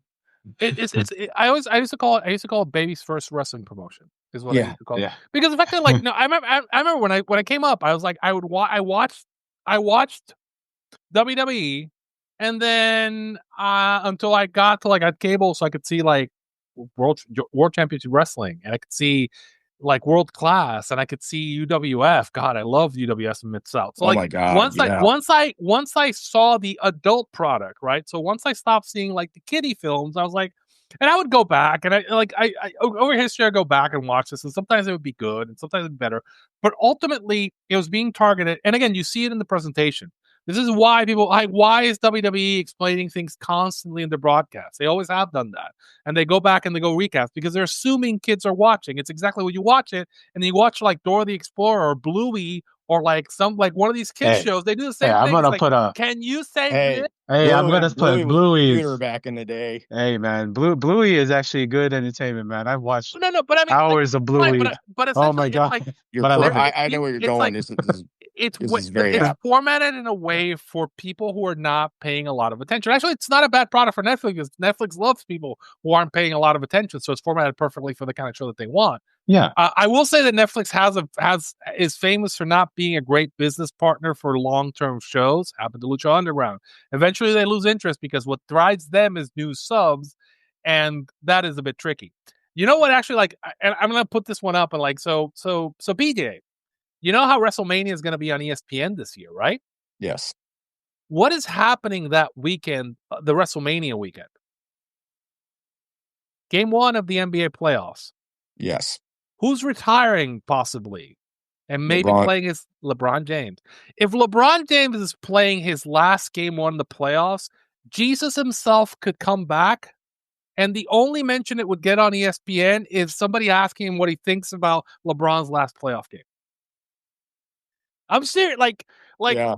this kind of like, this is when I was looking at this and going like, was Tickets to the Christmas game are now like at $2,000. Yeah. I'm so happy I got you're them. in LA. It's insane. But like what I was gonna say is like, think about this. Like the reason I think I think WWE was canceled off Peacock and it had to do they were canceled off NBC, and that probably had to do with the whole NBC getting split up into two companies. And so like, you know how NBC's getting split up into two companies, and one is going to be the one with USA and the other one's going to be the one with NBC and Peacock, right? It's the burst and what all these streaming companies are doing. So when that happened, like they didn't re-up for the third hour of SmackDown on USA. They also didn't keep us like, I think they canceled Saturday Night's main event, and I think part of that happened more abruptly than we are led to believe, and the ESPN thing came about more abruptly than we are led to believe. Because if it had not come abruptly, then you would have done something with like if you thought that had done the plan, you would have looked like, fuck, LeBron's retiring, and we're running our first WrestleMania against LeBron on ESPN. That's insane. They got barely any coverage for the first event with the John Cena's big match. Now it was the first event. Do you think they're going to get any coverage against LeBron? No, especially ABC is going to be airing the playoffs. There's no chance. They have 6 game ones. They have 6 game ones that weekend. There's no chance. They have one. They have a Knicks game. They have a Knicks game 1. They have a Lakers game 1. So like, no. And we all know that the sports fans in WWE, there's not the WWE fans and sports fans don't cross over as much as people think. In fact, it's a lower crossover rate than just about anything. If we go by alignments, NBA fans are AEW fans. Yeah. Like, I mean, AEW fans are more likely to tune into big news events, more likely to tune into cable, for college football, other sports. This is why when they hit the real ratings bottom, and I think a lot, you guys may have been having these discussions too. I was talking with people that I was talking to, but about a month or two ago when the college football season started and you got in the middle of September, and they all of a sudden everybody's ratings just died. Like like SmackDown lost like 500,000 viewers, and they weren't even like necessarily going against head to head against football games.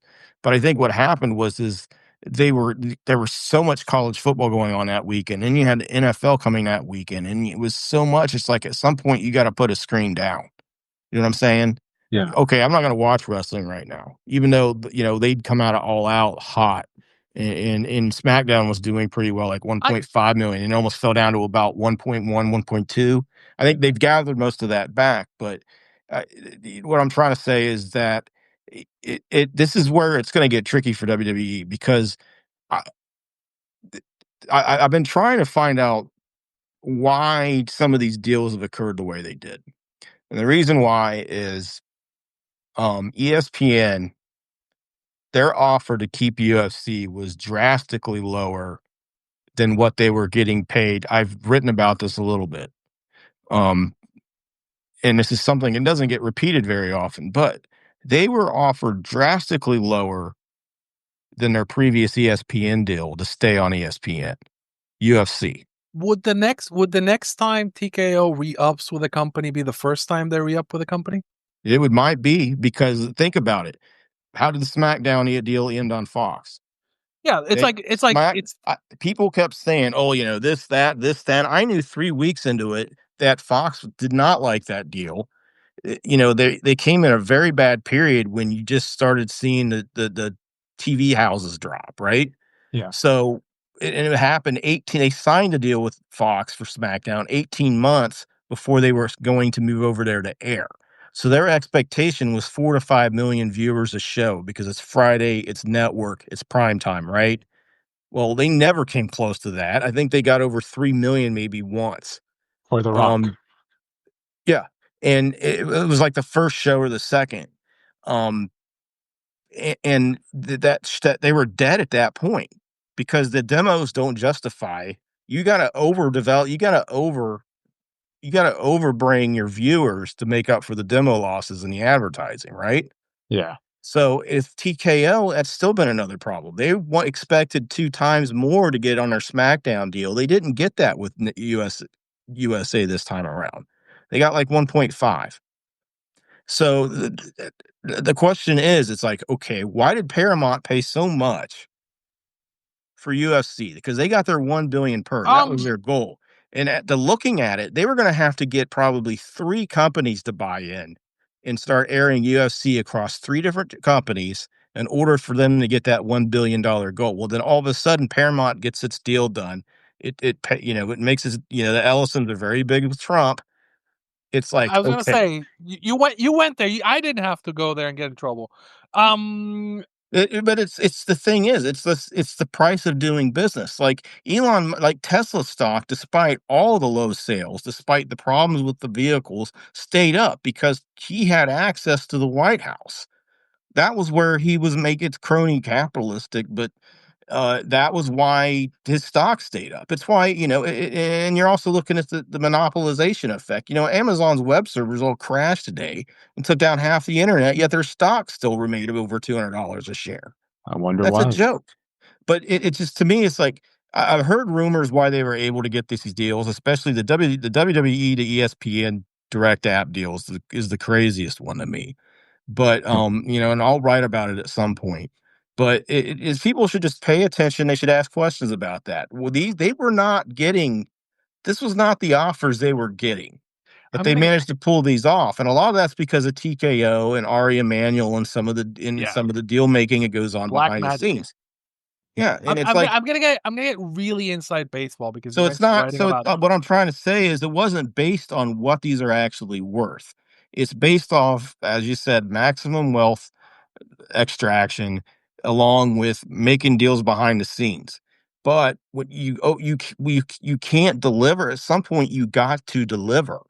They were at this point in 2019 and 2018 where they were not delivering for fans, and then kind of Cody had read. Yeah, Let me throw an idea at you. sure. I don't believe that ESPN bought WWE for WWE. That's not what they bought. What they bought was a negotiating piece for their upcoming negotiations with the cable providers.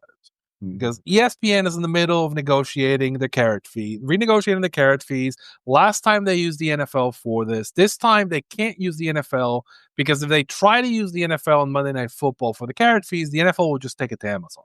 Like the NFL will basically stick two fingers in the air and go like, no, you can't deny people. Well, they've kind of already worked that deal out because the NFL bought in 10% of ESPN and Right, they gave over.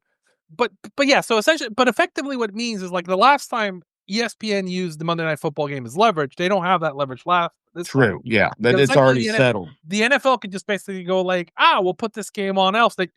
And the SEC, the same thing. The SEC won't let them do this thing either. So the college football, so they needed a product they could hold over people's head, right, within the negotiations to get the cable companies to sign up for the premium product, right? So they needed something to put on the fancy ESPN.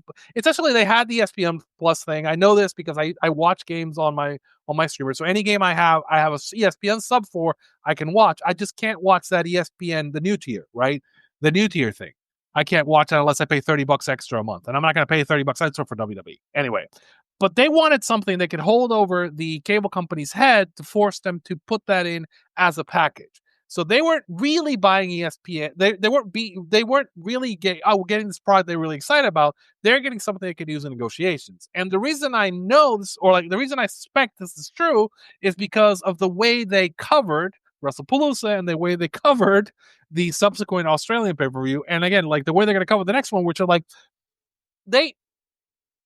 everything they're saying before the pay-per-view. They're not even cutting into like the College Game Day. Like they could cut into, if they really wanted to push this pay-per-view, they could talk about it during College Game Day, which is on the same day. And they're not doing that. They're putting it on ESPN News or like ESPN 3. They're not bothering to put it on the channel. So like my take is, I think ESPN is not a good partner in this particular exercise, and they really didn't buy WWE for WWE or to push WWE. They bought it because they needed something to have on their like streamer. Plus, right? If you're trying to basically, ESPN's moneymaker always was the carriage fees. Yeah. That they had half of your cable bill, whether you like sports or not, went to whatever ESPN channels you had. If you had 300 channels, they went to half that cable bill went to 10 or 12 or more like 3, 4 right, because ESPN channels you're paying plus for whatever. NFL, you're paying for college football, you're paying for like the premium game. And now that their goal is to try to reaccount that, and that's the purpose of the direct to consumer app. And how they were promoting it, like I think this is where you were going, was that they they're saying, oh well, you can get this app for free if you're with a certain cable system. You can already just download this, and then you can watch WrestlePalooza, which Mark Shapiro said on a press conference call would be their fifth pay-per-view of the big four, and compared it to WrestleMania. Boy, was that a hoot. That was right before he told families to screw themselves. They're going to start charging even more. You know what? To his credit, like it did really great numbers in Mexico and Canada. Yeah, sure. Netflix put out some great numbers for Mexico and Canada. Thank you, Stephanie. Gracias. Gracias. That was one of the great. If she did that on purpose, I just want to say that I have a. Well, it's like whoever the VPN company. I wish she did, because that would give me a whole new level of respect for her. I think. And then this isn't again, Mike. But by the way, shout out to Andy Nemedy for doing really good journalism.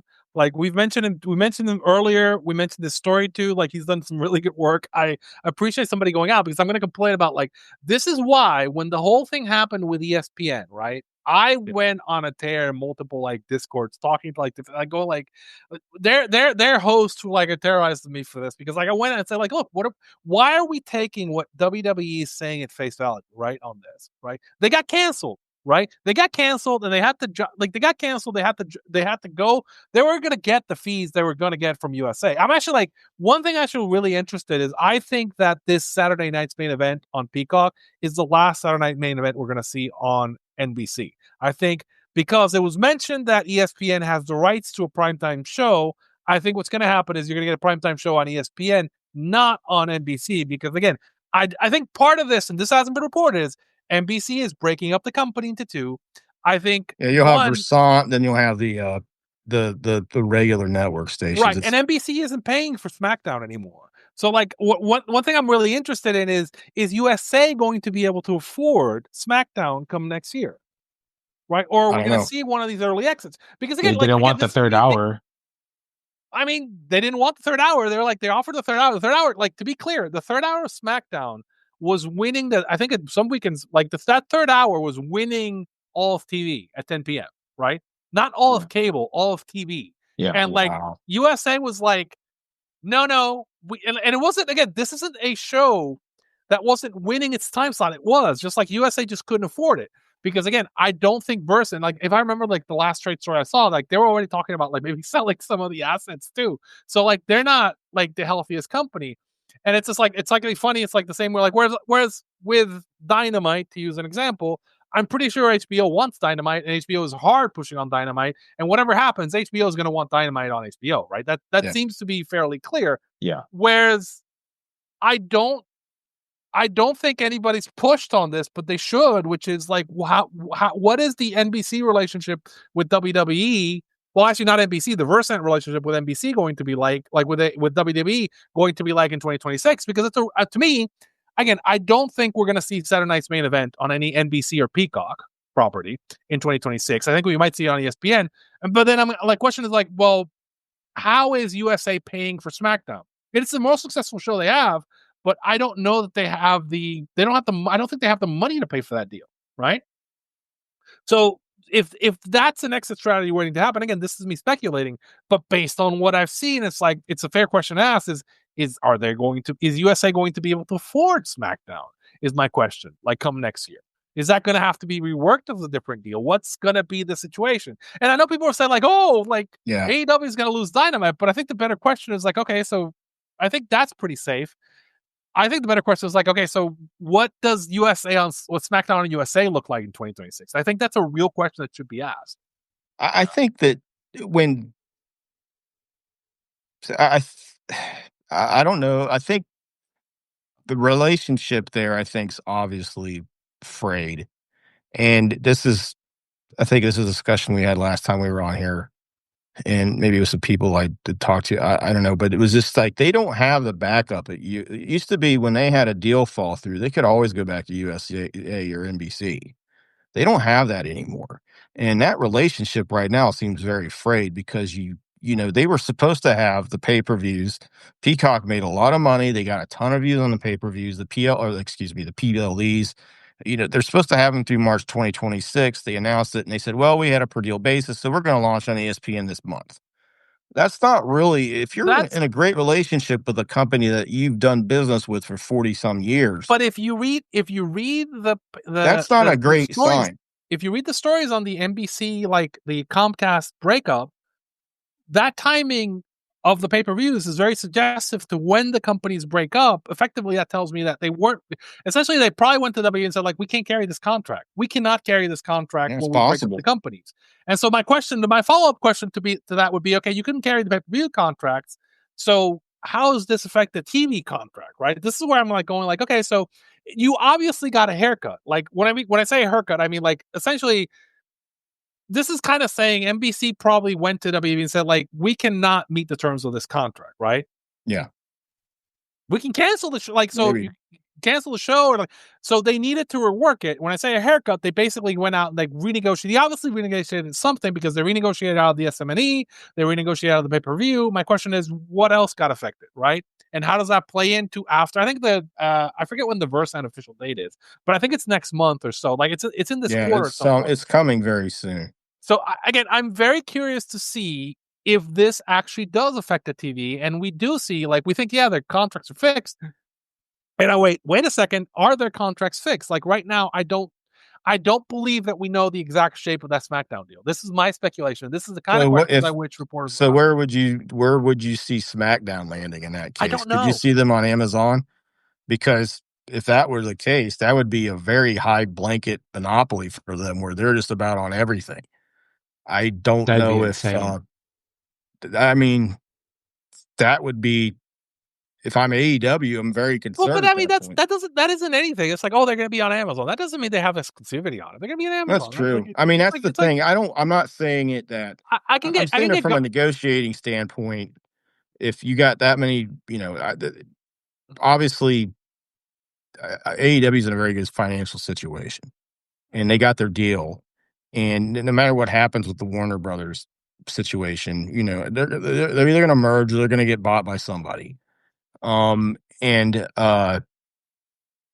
people are acting like, that they're trying to put out this narrative that, they're going to get canceled. It doesn't matter how successful they are because, WWE is all powerful in this crap. Hollywood is not. The only thing is just that this is something that I don't think people realize. This is stuff that's going to be happening for the next 3 to 4 years constantly. Yeah. This is the media environment we're in. And just because, it's like, does anyone really expect, okay, Paramount was sold to Skydance for $8 billion. A week later, they purchased 7 years of rights for UFC for $7.7 billion. How in the hell do you ever make money on that? You're paying UFC as much as you paid the network for the network, which That's has insane. CBS News and a century's worth of content, right?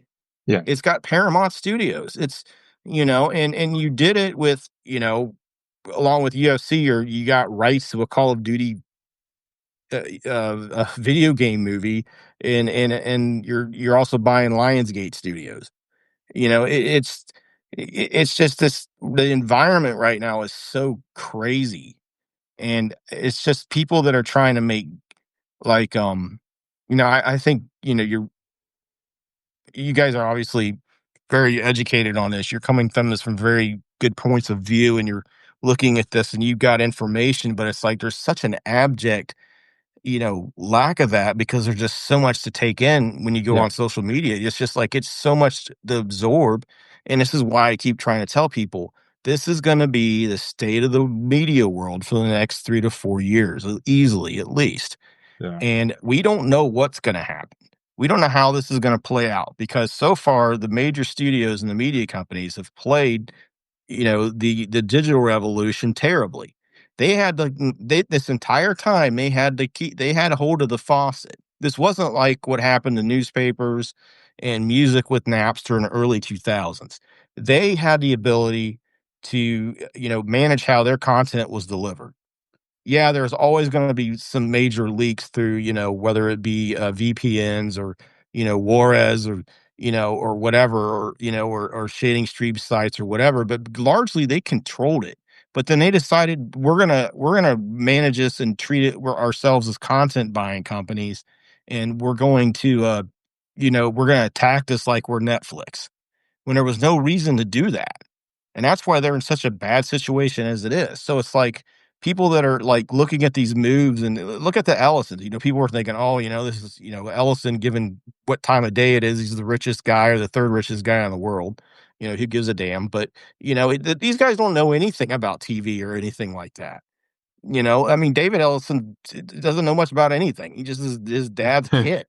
And it's to me, it's like, these aren't perfect, they weren't making perfect decisions before. It's like, I think if I'm going to bet on people, it's going to be on people that have the customers, that have the product, that understand the product.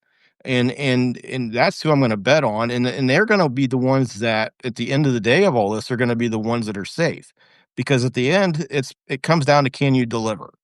And, ultimately you need product that people want to see, right? And the way Hollywood works is like, if you put together a good show, people will buy it and put it on. Like, and this is kind of like where I go with is like, and even if we're going to get into like, we're going to get into really, really silly stuff. It's like, are you familiar? Do you know what CAA is? Yeah. Creative Artists Agency. Who do they hate more than anyone in the world? WME. WME, and they hate Ari Emanuel too. Yeah. Like mortal enemies. So I'm like, I was joking with and somebody. what side of that's Nick Khan on? Like, wait, CAA runs the Knicks. They should like if AW wants to like do something funny, they should like reach out to CAA and see if they can get them, like reach out to the Knicks, see if you can get to run Madison Square Garden at some point, because like it just tells it'll make Ari mad, and like you might get some traction on that. But the point being that like let's get the Costco guys on it. No, but even in a situation where like Ari like has got like TKO's got every like content everywhere, there are people who do not like him personally who will figure out a way to help you if you reach out. So even if we're getting into like silly buggers arguments, if you have good product that like will make Well, I money think and that piss what off you're my enemy. talking about with Ari, I think is one reason why the ESPN WrestleMania or the ESPN and WWE deal got made. I think was because of Ari. I think it came down to they had to do a make good. What didn't they used to call Nick Khan the unofficial CEO of ESPN at one point? I thought maybe. that was a joke. Like, he's also in with all of the people in that show, and there's a Shout out bunch to of you, guys Stephen from A. ESPN who migrated over to WWE. So I think they had, to your point, like TKO used their industry pool to get themselves a soft landing spot out of like, I think this is my me kind of spinning, but I think they got out of like NBC basically defaulting on their contract, right? Because, or not defaulting, but saying like, look, we can't meet it. And they got Yeah. themselves a soft landing spot on ESPN where it was convenient for them, right? Because it got them out of like bad PR of like losing that NBC contract, and good for ESPN because it gave ESPN something to use. And they needed something for this launch. They were spinning their wheels and they needed something for this launch, which is a whole problematic thing with ESPN they're having. Anyway, so it was convenient for both sides, but it, again, I come back to it. It's not a very good long-term plan because if you look at the actual logistics of it, it's hilarious. I was joking that they had the pro wrestling down with with the first put the WWE stuff on the ESPN app, it was showing up with like college wrestling, right? And it was showing up on the guide below like the Ocho stuff. So Oh my God, I can initially see the Iowa and Oklahoma it wrestling was like the fans other loving sports that. with like dog surfing and the lumberjack, like what is it, the bearded lumberjack world championships. But Hey, I again, love they're this. doing Hey, you mean the those log steel? You rolling. mean the steel outdoor? yeah, the Ocho shows. Those shows are great. Hey, I covered one. I covered those when I started out in newspaper. They Yeah, were great. I actually got to use someone actually let me use one of those huge chainsaws. I could cut a couple discs off a log. It was great. That's cool as hell, but man. bringing it back. There is a responsibility, I think, for the people who are like influential in the space and cover this, right? You are a entertainment reporter. Or you have a little bit, you are a little bit of an entertainment reporter. You should try to at least have your ear on the ground with some of the stuff that's going on in the entertainment issue. That's one. Two, stop treating WWE PR as de facto truth. You can't just, I mean, if you like do do like 5 seconds of work to go like, let me ask a couple questions about this, right? That's not like I called out Andy for like asking questions about the Nielsen stuff, but I also kind of like when the whole thing gets this is gonna be like, people are like, ESPN's gonna be a great partner. I'm like, dude, have you been paying attention to ESPN going to war with MLB?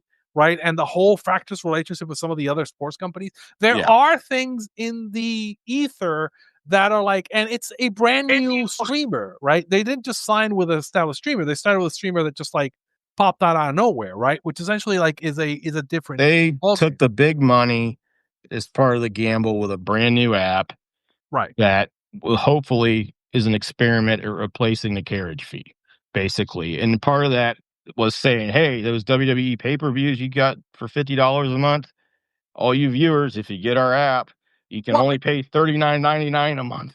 But what nobody's been able to explain to me properly is why would the cable companies help ESPN launch this thing? see, that's another thing that's another thing that people aren't talking about. I've asked that a couple times and I'm like, why are there's no reason to expect them to do this because how many times do you guys use like a YouTube TV or a Sling or anything like that? How many times? I mean, at least once a week. There's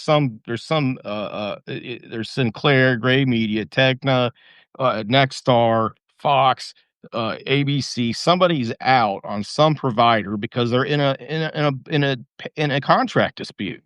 Yeah. So that's all over carriage fees. It's all over this stuff. So what that makes people think that all these, they're just going to die and roll over to pick up this app that already has all the channels that you're already putting on your service anyway, right? It's insane. I mean, what for? So you can watch Rich Eisen and get WWE pay-per-view or PLEs. Excuse me, I'm so old. But anyway, Yeah, I mean, it was like the thing is like It the doesn't value make sense to proposition me on this. either. Like it's like it doesn't make sense to me either that they're going to go out of their way to do that. Like, Yeah. like okay, why should we go ahead and do this? What's part of the deal? And it's like I mean, $325 million a year just to add a little bit to that Oh, by package. the way, the content on this app is 720p. Yikes. Yeah, what? Yeah. Yeah, it You're was. Right. kidding me. Basically, You basically, you were watching. If you watch WrestlePalooza on Netflix, you saw it at a higher resolution. yeah. And if you actually do get the NFL like Red Zone through it, you're going to lose resolution, and it's going to be more expensive than getting it straight through NFL. If you just go straight to NFL, you get the higher resolution package, and it's cheaper. Yeah. Yeah. So it's like, okay, because What's the commercial? What are the commercials like on it? Because this is a question I got, and this is something oh God, that this is the question that a lot of people have been asking me about, and this is whether it's people in the industry that I've talked to, which I'm not an industry reporter. I'm going to say this straight out. I get news from industry people because I've happened to work in it as a regular reporter.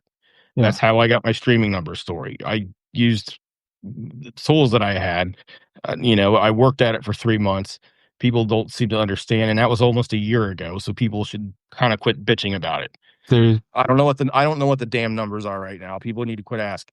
But anyway, I'm just kind of joking. So around with that. from like my experience, because I watched the PLE with my over at my cousin who has it because he's locked in for the month. There's a lot of, like we were talking about, house ads for like ESPN shows, like house ads for like for Stephen A, all that, and then like they'll have like Slim Jims and stuff like that, stuff that's already sponsoring WWE. So Yeah. it's like So it's lesser this than is the why Peacock ads. so they're getting a lot of house ads. And this is what's crazy to me about it, because what was the purpose of getting these apps in the first place? Was because you could watch movies, TV shows, all this stuff without having to watch commercials, Yeah. right? That was one of the big sales points for Netflix when it started out, when it went on an app. That was how everything went. I remember Hulu dying in subs big time when they started putting commercials on. I think they were the first to do it. And it's like, that's another thing that people aren't taking into consideration here. And Netflix right now, I think, is making like $12, $13 per subscriber on advertising. They're wanting to get that to $17, $18 like by yesterday. So Nice. you're not going to see less ads. You're going to see more. You're also Yeah. going to see, to pay for these products, you're also going to see huge price increases. I mean, I'm afraid to know what Paramount's going to cost in another Oh, year man. to make it financially stable. With all the properties they're bringing on, there's all this, ugh. I mean, there's so much going on, and it's like, it's like I look at AEW's deal and I'm thinking, and with Max, and I'm like, even with Warner Brothers, if Warner Brothers wasn't going through the spinoff, they would easily be the most kind of stable right now, because they still got a foot in TV, they still got and they got a foot in streaming, which is growing. I think WWE Now hold on, let me defend the man who has the biggest win streak in Hollywood right now is probably David Zaslav, and which I know you're absolutely right, and it still blows my mind that this has happened. Well, no, but see, I remember because people get mad about the whole Batgirl thing and about him freezing out that Batman show that they sold to Amazon. But he was right, because essentially he froze the IPs and he sold them. He sold he basically took these movies, froze them, got the tax break, and then sold them off as IP, because if I'm a content, why am I selling this to myself? Let me sell this out to somebody else. And then they've done a really good job of doing the shows. And the way that split works is they essentially killed the old TBS TV production studio, which was a mess, went with HBO, which is one of the most successful TV studios over the last, 40 years? And they basically put all their debt together with the plan is to put all the debt together with the TBS and TNT and the linear networks and spin those off. And then what they've been doing is they're moving all the viewers over to HBO, which is what they were doing. And now they're either gonna spin off all the debt into the separate company, which will be that I don't think that has a name. I know the new one's called Warner. I forget what the there's going to be Warner Streaming and Studios, and then I think it's Discovery Networks. Right. Yeah. And again, the way these spin-offs that these media companies are doing, which are just the linear networks and all the debt, really, what what I suspect is going to happen is they're going to be sold off for parts. And I was joking to someone that basically Tony Khan should just buy USA, right? In like 3 or 4 months, because I suspect, and I saw some of the stories that like suggested that like it was already on the market, right? So it's like they're already kind of talking like, yeah, they're gonna spin off and stuff of these parts.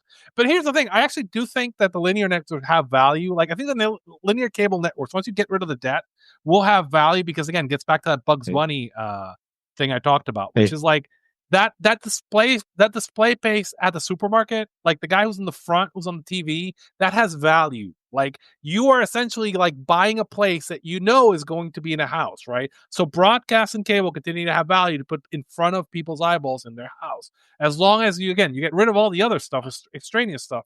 But as a kind of delivery method for customer acquisition, right? It has value, right? And I think effectively, I think Warner is because I think Soundlabs understood it that like he needed to like get the stuff like basically start making money, and they were making the Eric Bischoff mistake, right? And when I say the Eric Bischoff mistake is like what killed WCW more than anything else is you had a successful TV property that wasn't getting any money for being a successful TV property. Right. So it was like there was a lot of real estate that was like it was key to establishing TNT. It was still getting massive ratings in comparison to everything else, even in the worst periods. But because of the fact that it was all like house ads and it was all kind of like in-house, your books were fucked because also the company hated you, so they were sending all these like debt your way too. So you're basically become like I used to joke. I used to work at a company that did one of these splits and mergers, and what they did at one point. And I don't want to say which company it was, but they put they had these storage wagons, like trucks, where they put all the old like bad product and all like the old waste. And instead of writing it off, they would keep it in trucks, and they had like 25 trucks of garbage and losses parked in the parking lot. And when they did the merger, they wrote everything off, right? They basically took a like $25 million loss, right? But they literally paid for like 10 years rent on all this shit, right? Until they could write it off on what. That's another thing I don't think people properly understand right now about the business and why this explains some of the wealth extraction too, is that last year, WWE had its most profitable last 2 years in 2023, 2024, right? Cody finishes a story, they're making tons of money. Thurston had this at WrestleNomics. They had a relatively small net profit for the year in right because they have of the debt when they debt to meet. With the TKO purchase, just they took on all the debt, and this is why there's people the digital transformation hurt newspapers, but what really hurt it even more was that most of these newspaper companies back in the day, as a comparison to how dangerous this can be, they got bought up because they were monopolies in their own towns. They were making hand over fist because they were the only place to advertise. So other companies were buying them up and just saddling them with tons of debt. So then when things started to change around, it was like, oh God, look how much debt you got. Wait, no, this isn't from us. This is from your jet engine company. It went bankrupt. So people understand the way this works is one of the reasons these companies allow that is because you use that. What you do is you take out this loan to buy the company, and the debt is basically used to pay off the people. Like the people buying it are getting paid essentially, and then essentially the company's servicing this debt. But if you have like a regular profit, it can be good because essentially it's the people who own the company are taking the benefit, right? So essentially, like for the WWE, all the McMahons got paid off, right? The way to view it is all the McMahons and all the shareholders got paid off, but essentially now the company that's left behind is basically not all the shareholders. If you check the case files, I'm not going to get into the well, I think last week we're having the depositions, right? The lawsuit is that they didn't get paid enough because essentially they're saying that the process was not fair is essentially what they believe. Their case is that Vince McMahon did not act in good faith as the principal CEO and president because he took a deal that allowed him to stay in place for less money than he would have got someplace if he would have lost his job. And the reason why is because of the Ring Boy suits and Janelle Grant lawsuit and the federal criminal case against him at the time. If we want to get into like I'm gonna throw some reckless speculation your way, BJ. Okay. Like this. So my reckless speculation. I don't like reckless speculation. Well, no, but go right ahead. I'm gonna write some fan fiction based on like stuff that I've seen and stuff that I like. So I suspect that at one point NBC was going to buy WWE, right? And when I say that, I'm saying Comcast was going to buy WWE. This is around the time Stephanie was CEO. So essentially, I think they moved Vince out.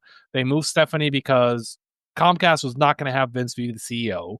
And so they were doing what they call the due diligence period, which means like we've signed off papers, we're working on it, we're in the process of merging. I was in GE, so I'm familiar with the Comcast process. I used to be a Comcast GE employee. So essentially what you do is you do a due diligence process, you go in, you start looking at the books, right? And you look through everything in case you find stuff like what they found, right?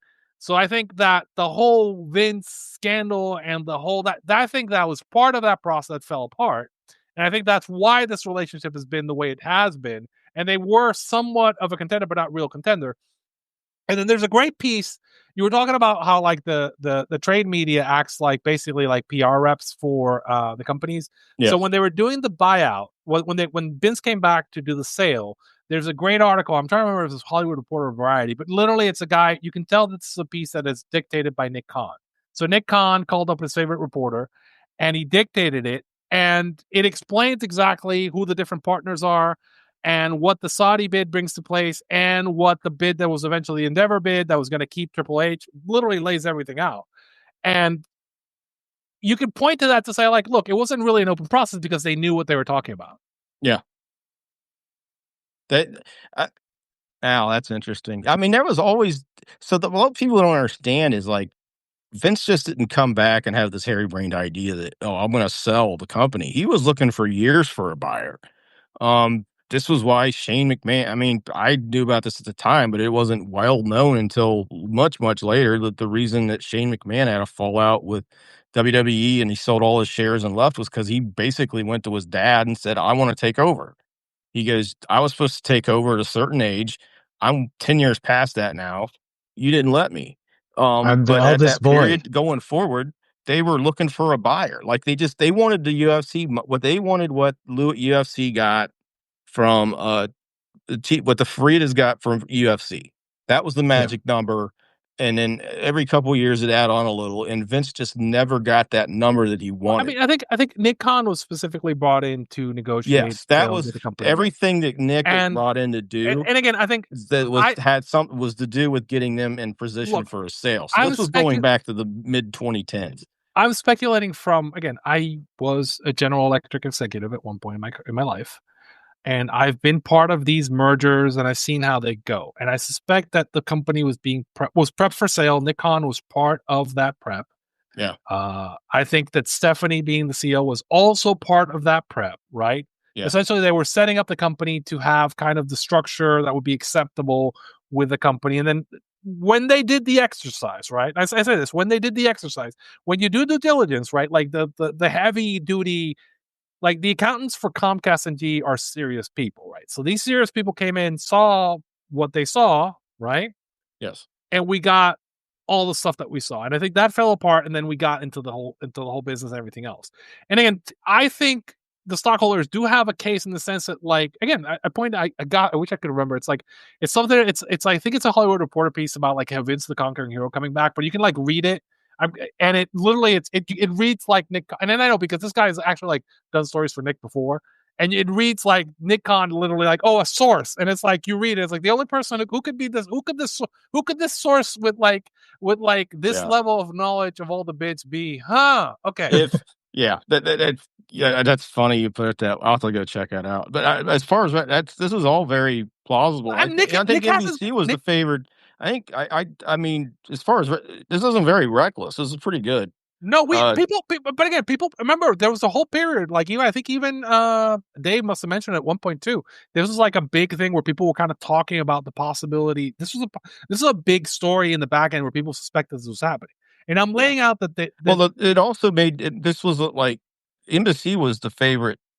NBC was the favorite buyer for a long time. like the favorite. And a lot of that just had to do with the fact that, instead of paying enormous, and Dave mentioned this, is just instead of paying this enormous amount of money for, these cable deals every 4 or 5 years, why not just buy the place? Right? Yeah, So that that makes makes a sense. lot of sense. I mean, yeah, it could have been that way.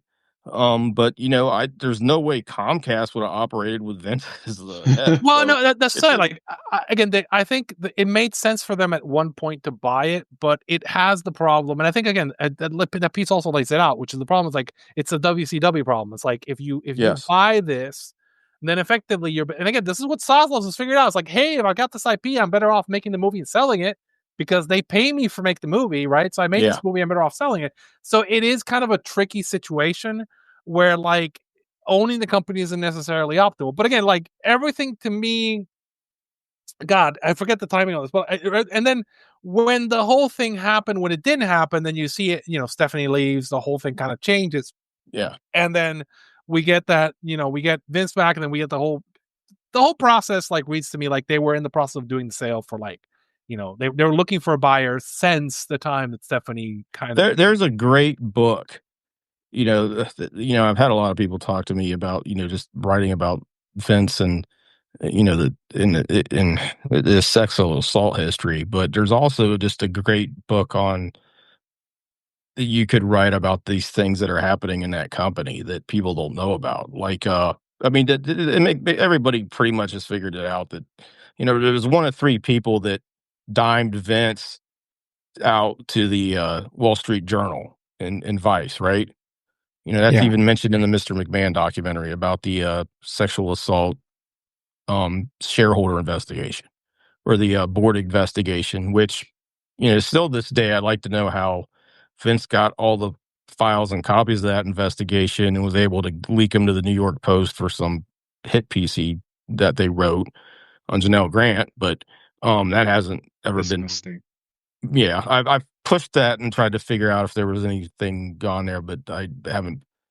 I was told there Oh no, was there's nothing there, but it looks like it was all in the. It was all good. But I I will say that yeah, I think that's an interesting period to look at. I also think it's going to be interesting because I know a lot of people think that, with Cena's last match coming up, could we possibly see Vince come back for that? Because he's been more in the public, Well, he's gone out and around, he, he's in the ran public eye right now with because of stage since that. July. He's in the What? public eye right now because of that trial he had for that car accident from like a couple Yeah. of months back. I think if I were a betting man, I would say yes. I think he is coming back for that. I think I think Brock was part of floating the test balloon to see if anyone would care. And that like people were mad. Yes, I agree that people were mad, but like they've moved their fan base enough and they've insulated themselves enough from kind of public scorn and media that I think they're going to. I don't think it's as isolated as well as they want because they've been very careful not to have Brock in positions where, the fans can really voice at him. I mean, someone paid money to get on the hard cam at Raw a few weeks ago when he was on. He made his first Raw appearance to have a sign that says, "You shouldn't be here, and we know why." And I think that I think with Vince, that's even a bigger. I really don't. This is another problem that they have is there's just a real lack of connection with what's happening in the real world and how they're viewed. I mean, just look at all the Trump promos they air at these live events with Triple H and all them hanging out with the White House and Robert Kennedy Jr. and all this, and then they've the always- fans boo like crazy. They But boo Dana they've White. always hated their audience. They always Vince Yeah. never liked. But see that's like whereas I think his dad understood his audience, Vince always hated his audience, and his audience is an audience that doesn't like what they want to be, right? So like Yeah. it's like one thing I always said with WWE is like it's weird because I think Vincent K. McMahon, the old man, right? Not Vince Jr., Vince Sr. would have loved Eddie Kingston. He would have walked on glass to get Eddie Kingston to be his number one Oh guy. God, yeah. Because Puerto Rican he New is- Yorker? Oh my a Puerto god. Rican New Yorker, cut promos like that, looks like that. He is like ready made like you put this guy in the 70s or like the 60s, right? Like, and He would Vince have been Senior would have been Bruno's best friend. He would have had the belt. Everyone acts like he's this guy, he would have been he would have been a he Vince would have been the Senior guy. number one. He would have been the number one star in that territory by easily, because he's Pedro Morales, but like With 10 times the promo essentially. oh Like, so god, essentially, yeah, like he yeah. would have been a massive, massive, massive star. And again, like I think Vince doesn't want that. Vince doesn't want the Mox. Vince wants the Roman. Vince wants the movie star. Vince doesn't want the guy He who does looks like a wrestler, fetishize the, right? that's has been a thing with And him is and it's the funny that the bodybuilder guy, ass. I always say the guy that loved it's oh god, I'm blanking on his name. His the guy, his Booker. The Booker was the guy who loved Sammy. Pat Yeah, Patterson. Patterson. Patterson was the guy who loved Sammy, right? And essentially, you can kind of tell that Vince like needed Patterson a lot, right? Because he was the guy who kind of like figured out, like if you look at the Patterson, get Booker in Room, like here. you can. Oh no, I was just Yeah, doing but a Laps fan bit. Patterson, But yeah, but get he's in the here. but he's the guy. He's the guy. You can kind of tell when he's not there anymore because basically, like, it falls away and he loses kind of the handle on what gets over. And I think Heyman came in and Heyman kind of recognized also that like Sammy, like we gotta get Sammy in here because Sammy's kind of the guy that has heat. But even Heyman kind of like Heyman's very limited to me as a booker in that like he's very one note and I'm bored by his matches now. Right? It's always the same fucking match. But anyway, getting to the point where it's like, I think essentially WWE's gotten themselves into a very, very dangerous spot because, as I said, like they're allergic to two things, like re-upping media contracts and giving a black male wrestler a singles win on a pay-per-view. It's true. I believe the last black man to win on a WWE pay-per-view was Bobby Lashley, I believe. Bring it back to like That's incredible. Mr. Samurai Man. Yeah, Bobby Yasuke. There's like, Yasuke. yeah, it this is the thing. It's amazing to me is that you have so many people out there defending the company on a daily basis. And it just shows, like you said, this is a company that hates its fans. And the way they defend, I was having a discussion. Maybe it was, I don't know, it was maybe you, Larry, maybe or not. But I was making a point. Like the person, the abused spouse is always the person that defends their spouse the most, right? Yeah. And you just look at how WWE just kind of, that's an old, it's an old psychological, adage, which isn't true or not or whatever, but it seems to apply to whatever's happening with WWE with its fans. It's just that, you look at, it's like you look at the values these, people, wrestling fans are supposed to have, yet this is a company that just refuses to push, black male wrestlers. They look at how, quickly, when Vince brought Laurinaitis and Pritchard in to run things, like how quickly they went back to trying to make the women an eye candy division. There's still aspects of that there, which is like why I think people were so furious at Gail Kim a few weeks ago. Yeah. That and a Rio statement, but it to me, it's just there's so many problems that are lighting in the bushes. And they're just one. I think you guys probably know a lot of the stories that I'm not even going to talk about on here, but there's a whole. The stuff that's not out there is just insane, especially when you get into events. But that's not him; it's just other people that are still there. The fitting. There was a huge Atlanta interview in the Athletic or investigative story. He was the lead guy at Made Game Day at ESPN. He gets fired for sexual harassment allegations. He's still executive producer. WWE's never made a statement about it. They never made an explanation for it. No one's even said a thing about it. Jamie Horowitz, same thing with him at Fox Sports. He ends up at WWE. Of course, he gets canned a few months later. But and Nick Khan's connected to all these people. He was named in two of the Fox Sports lawsuits because he represented people involved with those. He hadn't had any accusations against him, but he was connected with bringing a lot of these people into the fold. And it's like you look at that. You look at how race is handled on the TV show. You look at how. Just look at some of the payments comments around WrestleMania when they were talking about Mexican wrestlers and Latinos, and it's like, this is not just heel heat stuff. This is really nasty, and it's I mean, it's obvious success has gone to their head, but they also forgot what made them successful. You know, um, you know, and it's just that it's just like I see a lot of trappings for them. I think there's trappings for AEW too. I think the big thing for AEW that helps them out is, one, they kept Dynamite one foot in TV. I think there's always going to be TV and cable net. I don't think that's just going to up and die and disappear. Yeah. I think people are overestimating the death of that. I also think what helps them is that you can get there much better by per viewer, right? You don't have to pay $4 or $5 billion a year, or $4 or $5 billion for 3 years or whatever to get them. That I think works in their benefit. That makes it easier for them to stay around.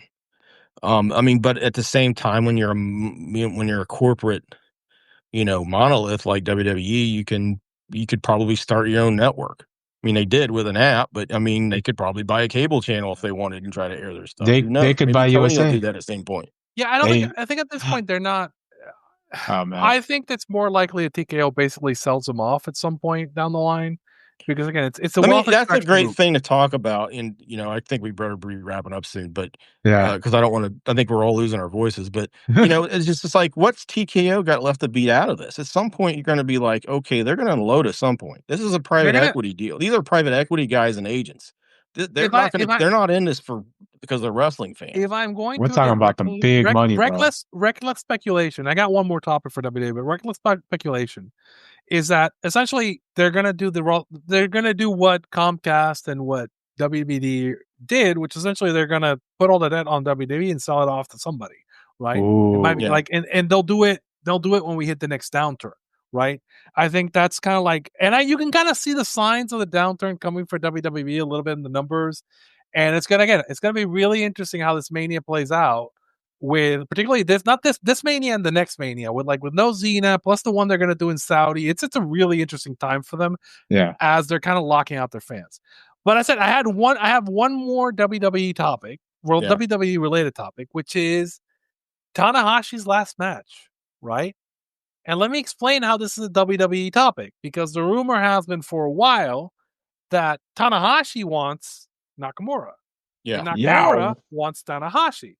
And apparently, there's a rumor floating around that there was a handshake deal that WWE was going to let him out of the contract early, right? And it related to some of the other guys that came in and whatnot. But nobody trusts WWE. The WWE trusts TKO not to fuck them, right? So essentially, the reason why they've teased it and they haven't announced anything right now is because even though they want Nakamura and that's the match that they want, nobody trusts TKO to honor their deals with them, right? Because everybody thinks that TKO is a bad business partner. We can't trust them, which again, long term is a bad thing, because essentially nobody will work with you, and when shit gets rough, you need people to work with you, right? So they've lost that. So I was telling someone the only time people will work with them is if they buy them. Right. Yeah. And Vince, and even then, the Mexican wrestlers are all mad and all pushing, because they all really don't like that. And Mexico is a really interesting market, because doing the wrong thing can get you shot, right? Octagon is one of the best wrestlers of all time. Yeah, we love you, man. Best wrestler of all time. We hope you get into the Hall of Fame. Octagon. This is great. We love you, Octagon. It's a running joke, because we were talking about the Mexico ballot, and we had no votes for Santito on Octagon, and Octagon famously is not a person you want to mess with, right? No. So No. I like being able to travel to North America. So but my point was going to be that, so essentially because of this, I think that even though New Japan wants to do this match, and Nakamura wants to do the match, and Tanahashi wants to do the match, because I think supposedly the Nakamura basically thinks he's winding down, so he wants to do this match and then have one last run in Japan. But right now, supposedly what's on the books is Okada Tanahashi, right, for them, because they don't trust WWE. So they're saying, look, we have to have Okada. And Okada, Doc knows the story. It's like I've been talking Okada might be the guy who works Takeshita for the title at Wrestle Kingdom, but it looks like he might be the backup plan for Tanahashi if they can't get Nakamura, right? Yeah. And they haven't said anything because they don't like promise the main event that they don't deliver because TKO decides to fuck them, right? Because nobody can trust TKO. So basically, there's nothing set up for Wrestle Kingdom like in solidarity for Takeshita or for Tanahashi. They're selling the show Because essentially Okada is working the show, but he's working the show. He's in limbo right now because they don't know whether he's going to work. And I think they probably had Kenny floating, but Kenny in his tummy, right? So bring it back to wrestling, right? But again, the point being that like essentially they've burned all these relationships, and even like when they've gone into places like we could get into the fascinating relationship with TNA. Or like a former Anthem employee, to be clear, I used to work for Anthem. I've met Lynn Asper, right? I've met these guys, and I'm sorry.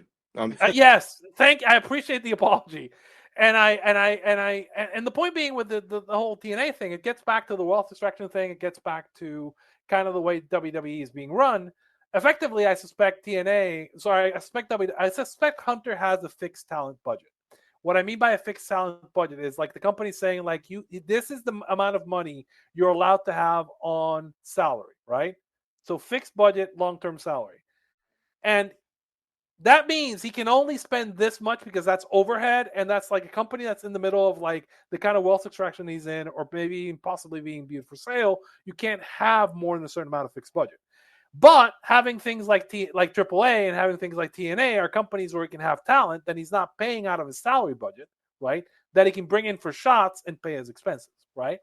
So all this ties in to the way they're doing that. But again, this does not make you a friend of the wrestlers. That means you're screwing the wrestlers on pay. And you're looking for ways to actively screw them on pay. So the last time this sort of happened where a WWE talent was scheduled to be on Wrestle Kingdom was because Carl Anderson had already shots lined up for Wrestle Kingdom to drop the belt. But at that time, who was in charge? Mr. Arturo, who was in charge? Vince McMahon. And Vince has done whatever else you thought about Vince. If Vince said he was going to do that and gave you a handshake deal on that, people trusted that Vince would do it because Vince was old school about it. Well, okay, you're saying that, but no, we know that if he would let the person, if he said he would. That's the thing. If he said it, right? If he came to a handshake agreement, he would honor the handshake agreement. But he would try to screw you, but he would honor the handshake agreement. So like if Vince had said if they'd done this with Vince, I think they would have like already published it. But like they did this with these guys and they don't trust these guys. Like nobody trusts these guys. And that's like really not good because in a broader business I think with Vince, if he was doing this, he wouldn't see Japan in the global market in the same priority sphere or the same size of priority as TKO does right now. I think I think a lot of that comes from his knowledge. It would have been knowledge of the products and just his, he just has never been very interested in Japan. When they did become interested, it was because they were starting to make inroads on pay-per-view, and then they went and signed 3 Bullet Club members and Nakamura, right? Like boom. Well, they wanted. It's funny because they wanted Zack and they wanted Kota Ibushi, but yeah, the one they really wanted was Zack. But yeah, keep going. But Ibushi, that goes back to the.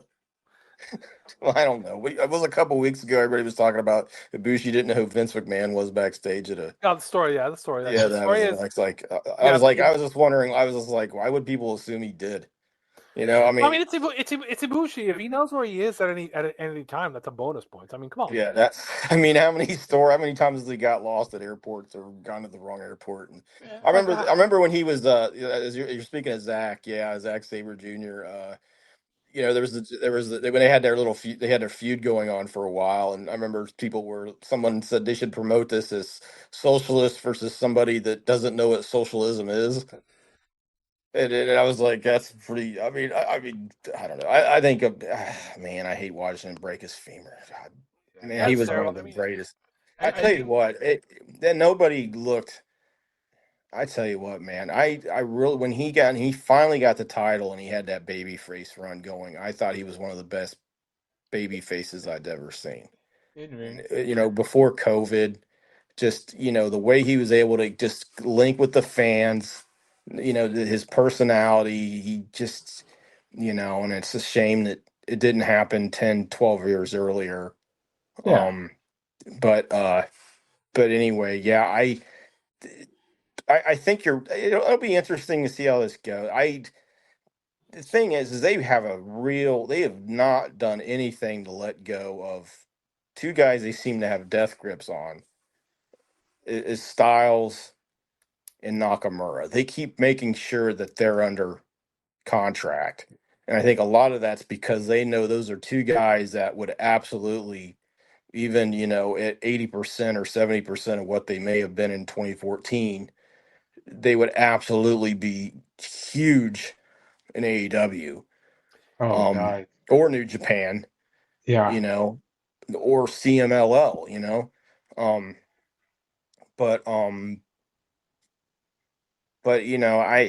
I mean, I'd love to see this happen where they got to wrestle one more time. I mean, Tanahashi Okada was but it was like Tanahashi was winding down at that point. It's like it's hard to believe we're at the 12-year mark of Tanahashi winding down, you Yeah. know, and Well, I mean, it's the trick with one of the interesting, really fascinating things to me is the difference between Mexican wrestling and Japanese wrestling. A lot of time with some of these guys in lucha, they'll figure out how to work a style in a way that doesn't kill them. They work a long time. Sting is a good example of a guy like a lucha guy. absolutely yes. But again, I think some of that is Sting. I always joke that Sting. People forget that Sting was like a world-class tag team wrestler before he got to be a singles guy.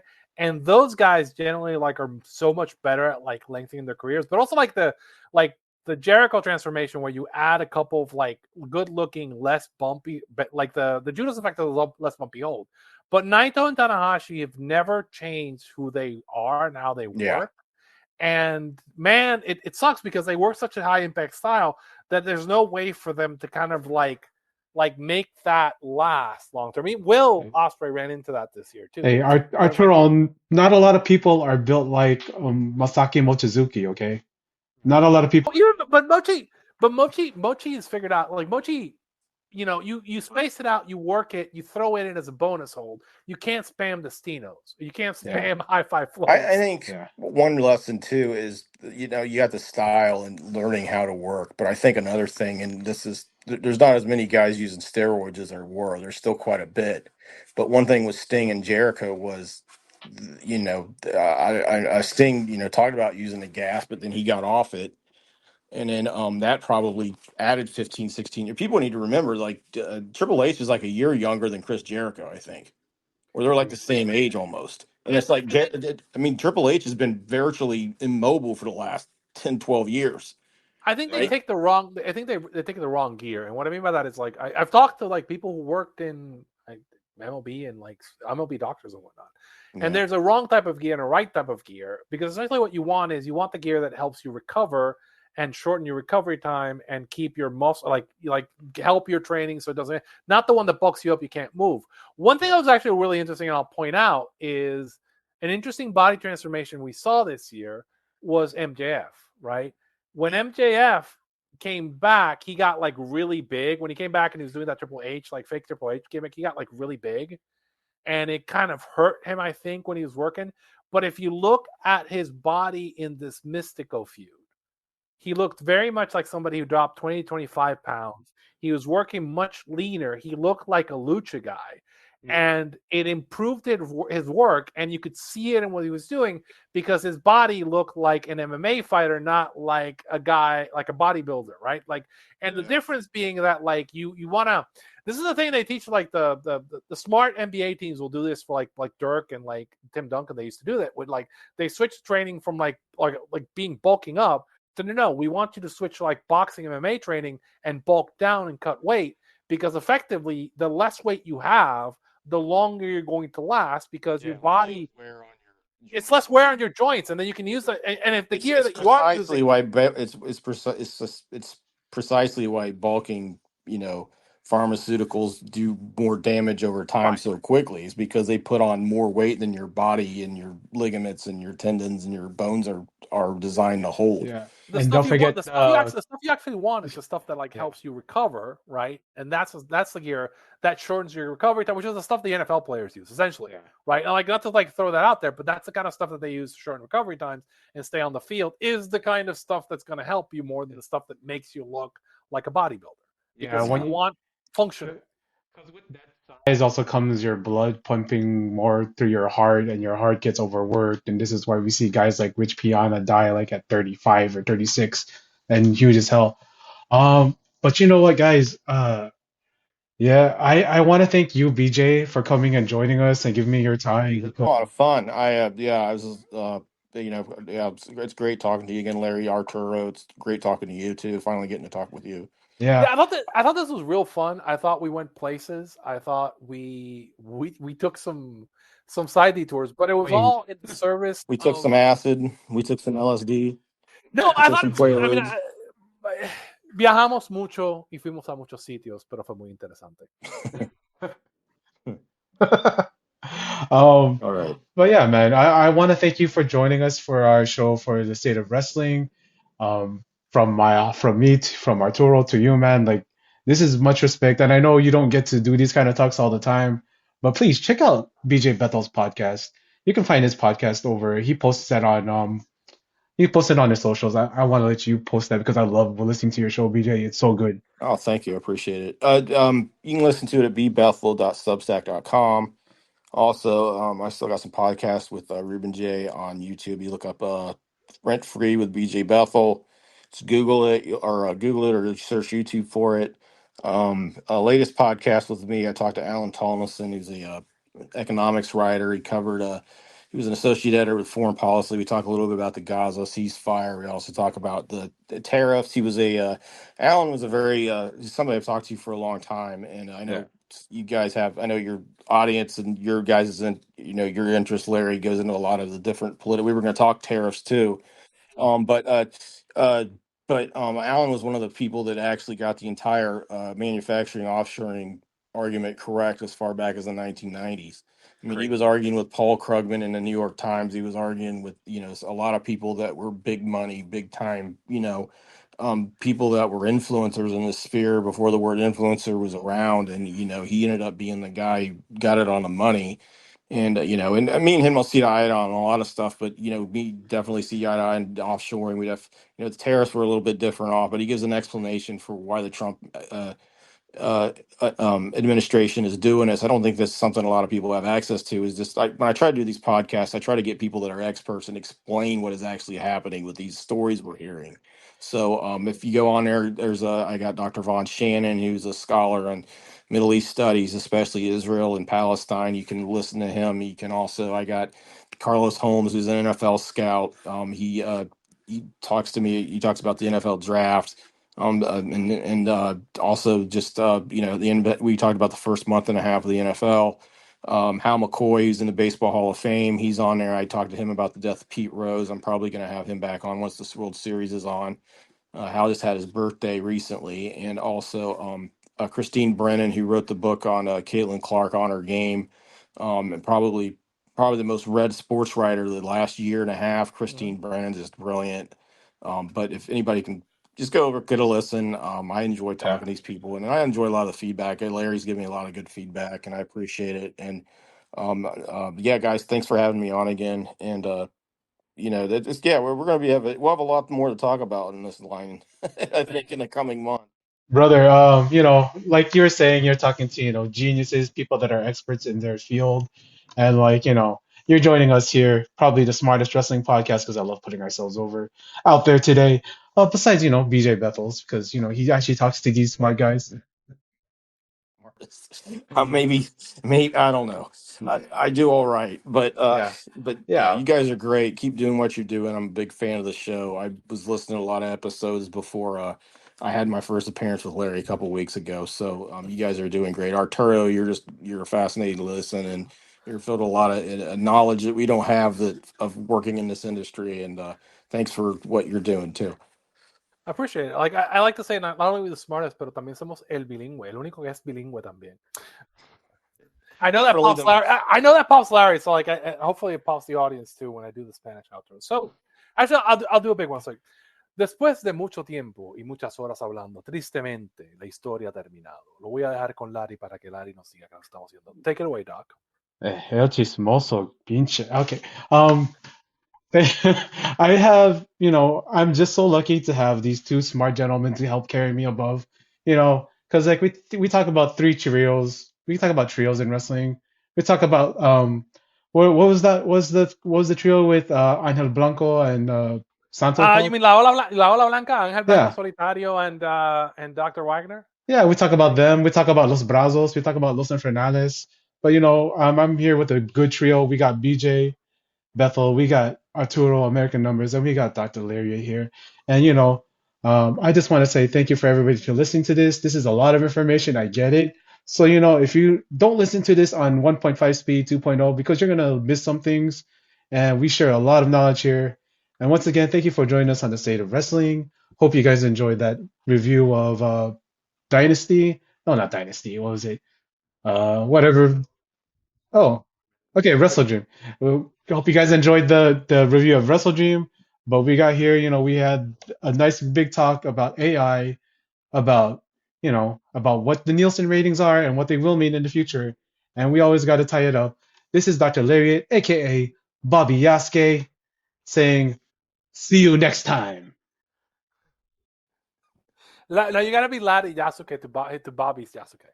All right. That's one of the best callbacks to end a show I've ever heard. That Bobby Yasuke. coming up with Bobby Yasuke.